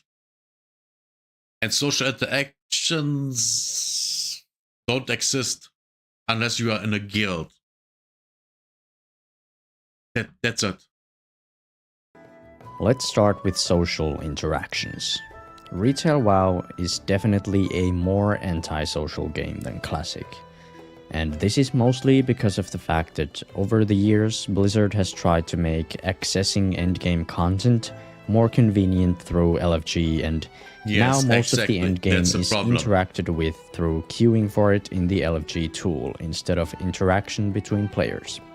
This has made it way easier and less cumbersome to do endgame content, but it has also removed a lot of social interaction between players. Exactly. The LFG tool has also reduced the need to keep up social connections with good players you enjoyed playing with, because it's so easy to find people for your groups through the LFG tool. Also, the whole fast-paced and skill-based endgame formula of retail often leaves little room and time for socializing with other players, and people are more focused on clearing the content as efficiently and as fast as possible. Many classic players find this more... Yes, but one of the reasons they do that also is because the content is not actually that great. Every dungeon, every raid, they are all the same. They're all the same. A little bit of trash boss, a little bit of trash boss, a little bit of trash boss, and you have 4 or 5 bosses, and then you're done. That's literally every dungeon and raid. Back in the day, you had to actually work your way through a dungeon to a boss. And yes, I know. Oh, that it's the same. Yes, it's the same, but it was also different from a design perspective. Dungeons kind of were mazes. Now they aren't. You go from A to B, and that's it. In old dungeons, you could get sidetracked, and there were bosses that you didn't have to do, but you could. You know, it was more adventurous. More antisocial environment, unappealing, and for that reason prefer classic and the social interactions that come with it. Okay, let's move on to the open world part of the MMO feeling. Retail WoW has had 9 expansions added to the game over the last 20 years, and with each of those expansions have come more zones and areas for players to explore. The downside to this, however, is the fact that while the open world has grown larger and larger, the player base of Retail WoW has only grown smaller. The outcome of this is that there are far less players out there in the different zones of the open world, especially the older zones that don't have anything to do with the current endgame content feel empty and dead because there is really no incentive for players to go into those zones. Exactly. And that's the thing that I criticized back in the vanilla days. Every expansion, new zones, every expansion, new max level. There's actually not a real reason to play an expansion unless you want it to be current content for you. But if you don't care about that, then there's no reason to go back to them when you could just one-man everything in an expansion if you just come in 2 expansions down. That's just how it is. And that's something, you can like it or not, but yeah, it's kind of whatever. It's not really great. I always thought that the design of increasing the maximum level was never a good idea. That never was a good idea. They should have done something else instead. But yeah. And that's also why we have stat and level squishes. This results in many people feeling like they're playing a solo game, since outside of the current expansion zones, you rarely come across other players. And even in the current expansion zones, you don't interact with people. You don't. I never do. Why would I? There's zero reason to do that. Zero. And that's bad. Having an empty open world kills the MMO feeling of the game for many people and makes the game feel more like an RPG than an MMORPG. Yeah. Many Classic players say that the open world in Classic feels much more alive, and for that reason they enjoy it a lot more.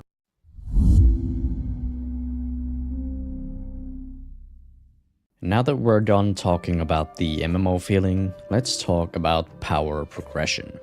I would argue that most MMORPG players enjoy the feeling of seeing the time and effort put into the game bear fruit in the form of their characters growing stronger and more powerful. Yes, absolutely, 100%. Not only in WoW, in Path of Exile 1 and 2, you know, generally the RPGs with generally in RPGs. but also in Arc Raiders. You do get a somewhat stronger the longer you play, but you only get so much stronger until you hit a peak point, and then you are just doing whatever you want, basically. This is, in fact, a very important part of the game for many players of WoW and other MMORPGs as well. And in Classic WoW, in my opinion, the player power progression is done very well, and more time put into playing almost always results in a more powerful character. Whereas in Retail WoW, the power progression system is very convoluted and distorted because of the different systems implemented throughout the years. Yes. Okay, let me try to... Also, your power level resets every big patch. So every, I don't know, 6 months? Or how the patch cycle is. And yeah, that's shit. Explain this a little bit. First of all, in Classic WoW, the player character's power progression is very linear from the very first level all the way up to the final endgame content. As you gain levels and gear, you feel their effect and get a satisfying loop of feeling your character's power grow and allowing you to take on more challenging content, which then again results in better gear and more levels. In Retail WoW, however, more often than not, the level scaling of enemies and stats make it so that as you gain more levels... I forgot all about level scaling. Well, and stat scaling. Oh my god, yes, that's retarded. I never liked that. It's so bad. I literally think this is bad design. You actually become less powerful as enemy scaling systems start to take effect. This feeling of your character getting worse while progressing through the game seems to be a big turnoff for many players. Another thing that many classic players don't like about Retail's power progression is the fact that it is, in their words, an infinite treadmill. Yes. What people are referring to here is the fact that Retail WoW's seasonal progression system results in all power level progress becoming obsolete in the next season. Yeah. This happens because of the huge gear item level differences between seasons, and also the various catch-up mechanics that help people reach better gear at the start of the season. This means that the gear that is hard to obtain in this current season will be very easy to obtain in the next one. Making the effort put into gearing in the current season not feel so impactful. Well, yeah, you basically, I mean, what do you do it for? Basically just for the prestige, right? Which is then completely gone after, I don't know, 6 months? Which is fucking boring. Impactful in the long term. Lots of people that answered my questions disliked the fact that your power level in Retail WoW only stays relevant for the couple of months the season lasts, and then you have to start your progress all over again. Next, I will... Which is true for literally every expansion. But that kind of makes sense, because it's an expansion. If that goes on for 3-4 years, and you get stronger through these 3-4 years, that feels good. Unless it resets every couple of months, then it feels bad. Try to make it more simple to understand the differences in power progression between Retail and Classic WoW through some graphs, since it's a lot harder to try and explain in words. Okay, let's start with Classic WoW. Like I said before, Classic WoW's power progression is very linear. You start at level 1, and each level and each gear upgrade will make you stronger and make it easier for you to overcome challenges. This is not affected by any scaling systems, so for example, a level 55 elite will be hard to kill at level 55. But once you get to level 60 and you obtain some gear, the elite will be much easier to kill. Whereas in Retail, the scaling of enemies and seasonal resets make the power progression look more like a sine wave in a graph. Let's say an Yes, pretty much that's how it is, yes. Oh my god, I'm depressed. Playing WoW. Yeah. Man, I hate playing Retail WoW. expansion starts at the very first peak of the wave and you have obtained good gear in the last expansion. As you start leveling and gaining more levels, the scaling systems start to take effect, and unless you constantly get good gear upgrades, the enemies will which you don't start to feel stronger and your character will start to feel weaker. This is usually at its worst around the time you reach the new maximum level. Yeah. Only after you reach the new maximum level and start obtaining better gear will the power level scale start leaning in your favor. This same power level sine wave will also continue through the many seasons in the new expansion, as the seasonal endgame content is scaled for the new seasonal item levels.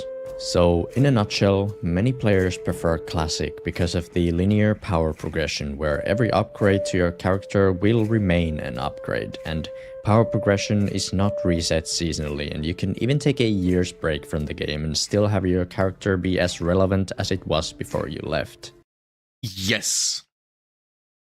Yes, but that's only the case because Classic WoW is just Classic WoW. There's no new content, nothing like that. That's why.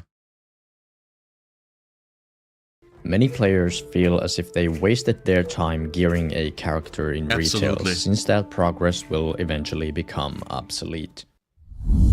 Yeah, why would I gear out my character this season to the max if I can just wait for the next season and do a little bit and have the same amount of power progression?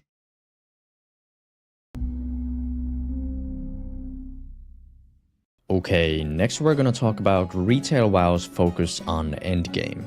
One of the major issues that classic players find off-putting about Retail is the fact that the game mostly revolves around current endgame content. Yes, absolutely. The whole game feels like it's designed to rush you through the game and get you into the Because it is.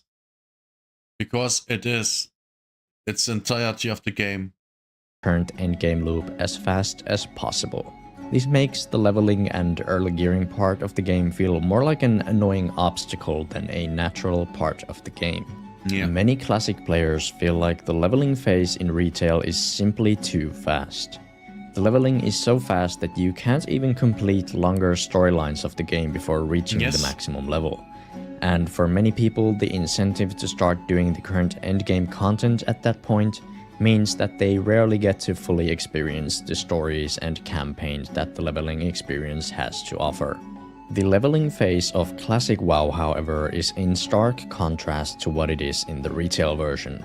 In Classic WoW, the leveling phase feels like a natural part of the game, and some players even enjoy it over the endgame content. Same here. If you would put just vanilla WoW single player game, you can hire AI to do dungeons and raids. I can guarantee you that game would sell. That game would sell. Absolutely, 100%. I would play it. Man, it would be so fun, a game like that.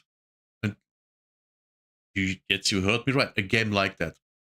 Doesn't have to be actual World of Warcraft. Of Classic WoW. Leveling in Classic takes a long time, but for me and many others, it doesn't feel like an obstacle to be quickly overcome, but more like an experience to be enjoyed. I personally feel like the slower-paced leveling of Classic WoW also allows you to learn your new classes more easily, as you're not bombarded with new abilities and passives left and right, and you have a lot of time to get used to how your different abilities work before you reach the maximum level.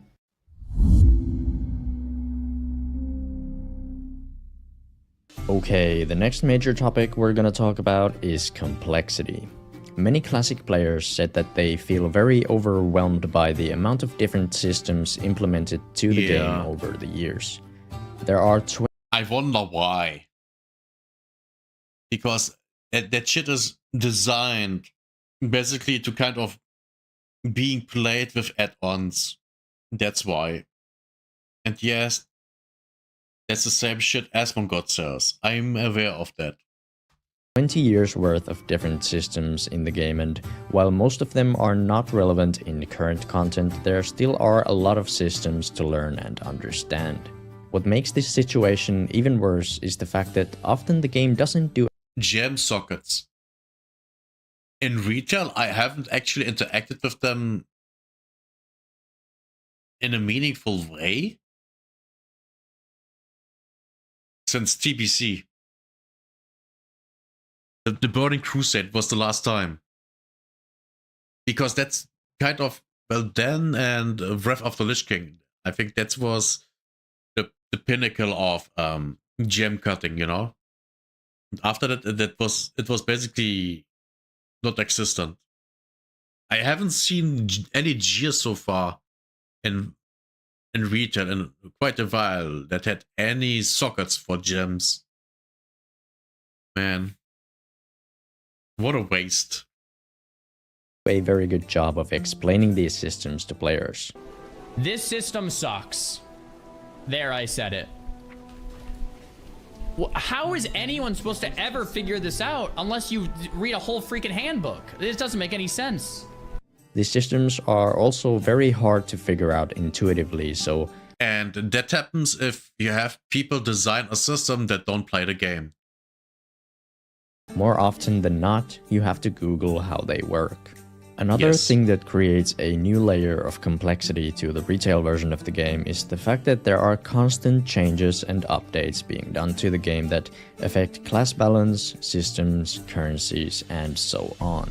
And in order to keep up with these changes, players have to read developer blue posts on the forums and Wowhead. Yeah. I personally read weekly... Also, never forget that at least with every expansion, there are new currencies. Why? No one knows. Hotfix blue posts and different updates weekly to stay on top of things that are happening in retail WoW. The fact that constant changes aren't being made to the classic version also means that you can take a long break from the game, and when you come back, the skills and knowledge you've gathered so far will still be relevant and useful. Whereas in retail WoW, taking a long break and returning to the game will often mean that the game has dramatically changed and your main class, for example, might have reworked talents and a completely new, different playstyle, and your previous experience is no longer that relevant. And many people that answered my question said that they enjoy classic WoW over retail for this very reason. Some people prefer the fact that they know exactly what... I love playing Priest and just vanilla WoW and vanilla TBC. Loved Priest there. Priest now is shit. I completely don't like it. I don't like playing it. And I have free. Just saying. What they're getting from a new character and how class balance and different systems work from the very first levels to the final end game.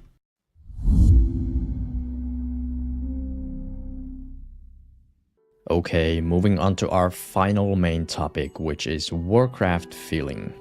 Many people seem to feel like retail WoW has over the years lost its identity and no longer lives up to the expectations people have for a Warcraft game, both story... Remember, the developer said that they regret calling it Warcraft. ...and graphics-wise. The lore and look of the game has in many players' eyes been very Disney-fied, and the story no longer follows in the footsteps of the more brutal and war-focused pattern that Warcraft lore used to have. The story of the game now has more of an emotional focus, and the major cinematics and storylines focus more on very Disney-feeling topics of family and friendship and feelings, which is the very opposite of what some people expect from Warcraft lore. The thing is, family and friendship was still an original Warcraft. It was all there. It was just not told in a pussified way. There, said it. I'm sure some people enjoy how the current story of the game is developing, but especially many classic players think that the story of retail WoW has thematically gone in a wrong direction. A lot of WoW players grew up on Warcraft games and prefer to play Classic WoW over retail because they feel like Classic WoW still holds... Which also means they are all old. They are all old. ...true to what they expect from a Warcraft game. Just like me, by the way.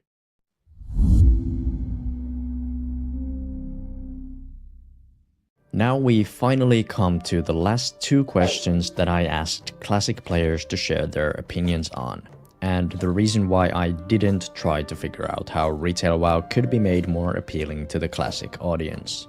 When asked about what Classic players do like about retail WoW, the answers were mostly about the transmog system and some quality of life features. Yeah. But these 2 things were also often on the list of things that people didn't like about retail WoW.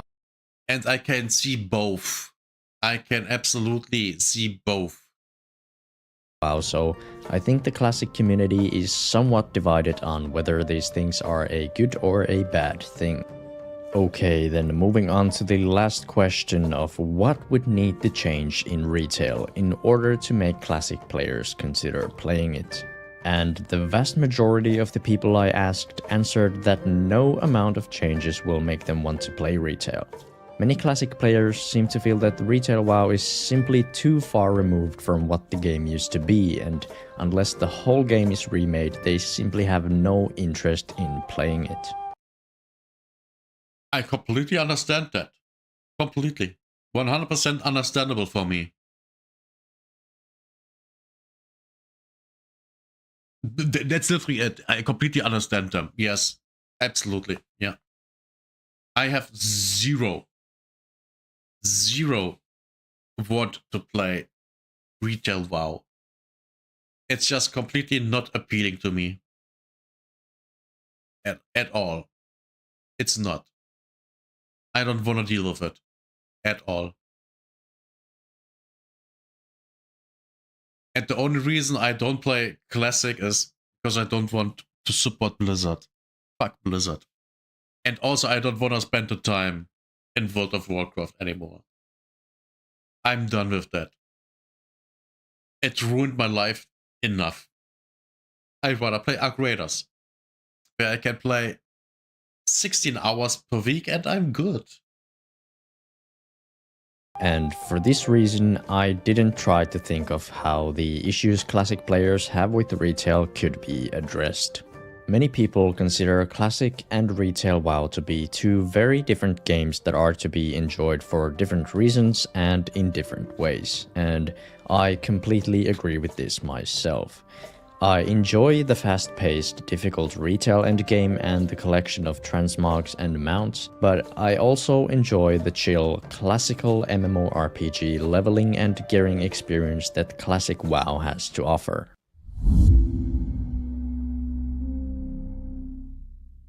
I would like to know how people feel about these issues, so go to the comment section and tell me if you feel like something is missing from these topics and whether you agree or disagree with them. I would also like to know how many of you are playing only Classic or only retail, I don't or play it if anymore. You're playing both like At I all. do. And finally, I want to give a big thanks to all the people who answered my questions and made this video possible. Oh yeah. And I would of Good video, course by the like way. to thank you for watching this Aw. video. Hope to see you in the next one. Thank you, my dude. Great video. Awesome video. Awesome video. And with that, we have reached the end of today's stream. It was actually yesterday. I really thought about, man, what do I do today when streaming? Well, it turns out reacting to a bunch of shit. And it was good. Yeah, tomorrow there will not be a stream because on Sunday I'm gonna stream a lot. I plan on streaming the new the project is going out on Sunday because it's the first, and I'm gonna binge play Arc Raiders. So I'm getting a pause tomorrow because I have to Be careful with my back and neck. So yeah, I'm gonna edit videos tomorrow though. And do some other shit. I actually I have to do some shit today. I have to buy something and do some other shit. Yeah. If you like today's stream, consider following, subscribing, liking, commenting, whatever you can do on the platform you are on. See you next time, which will be Sunday. Bye bye. Bye bye, Rumble.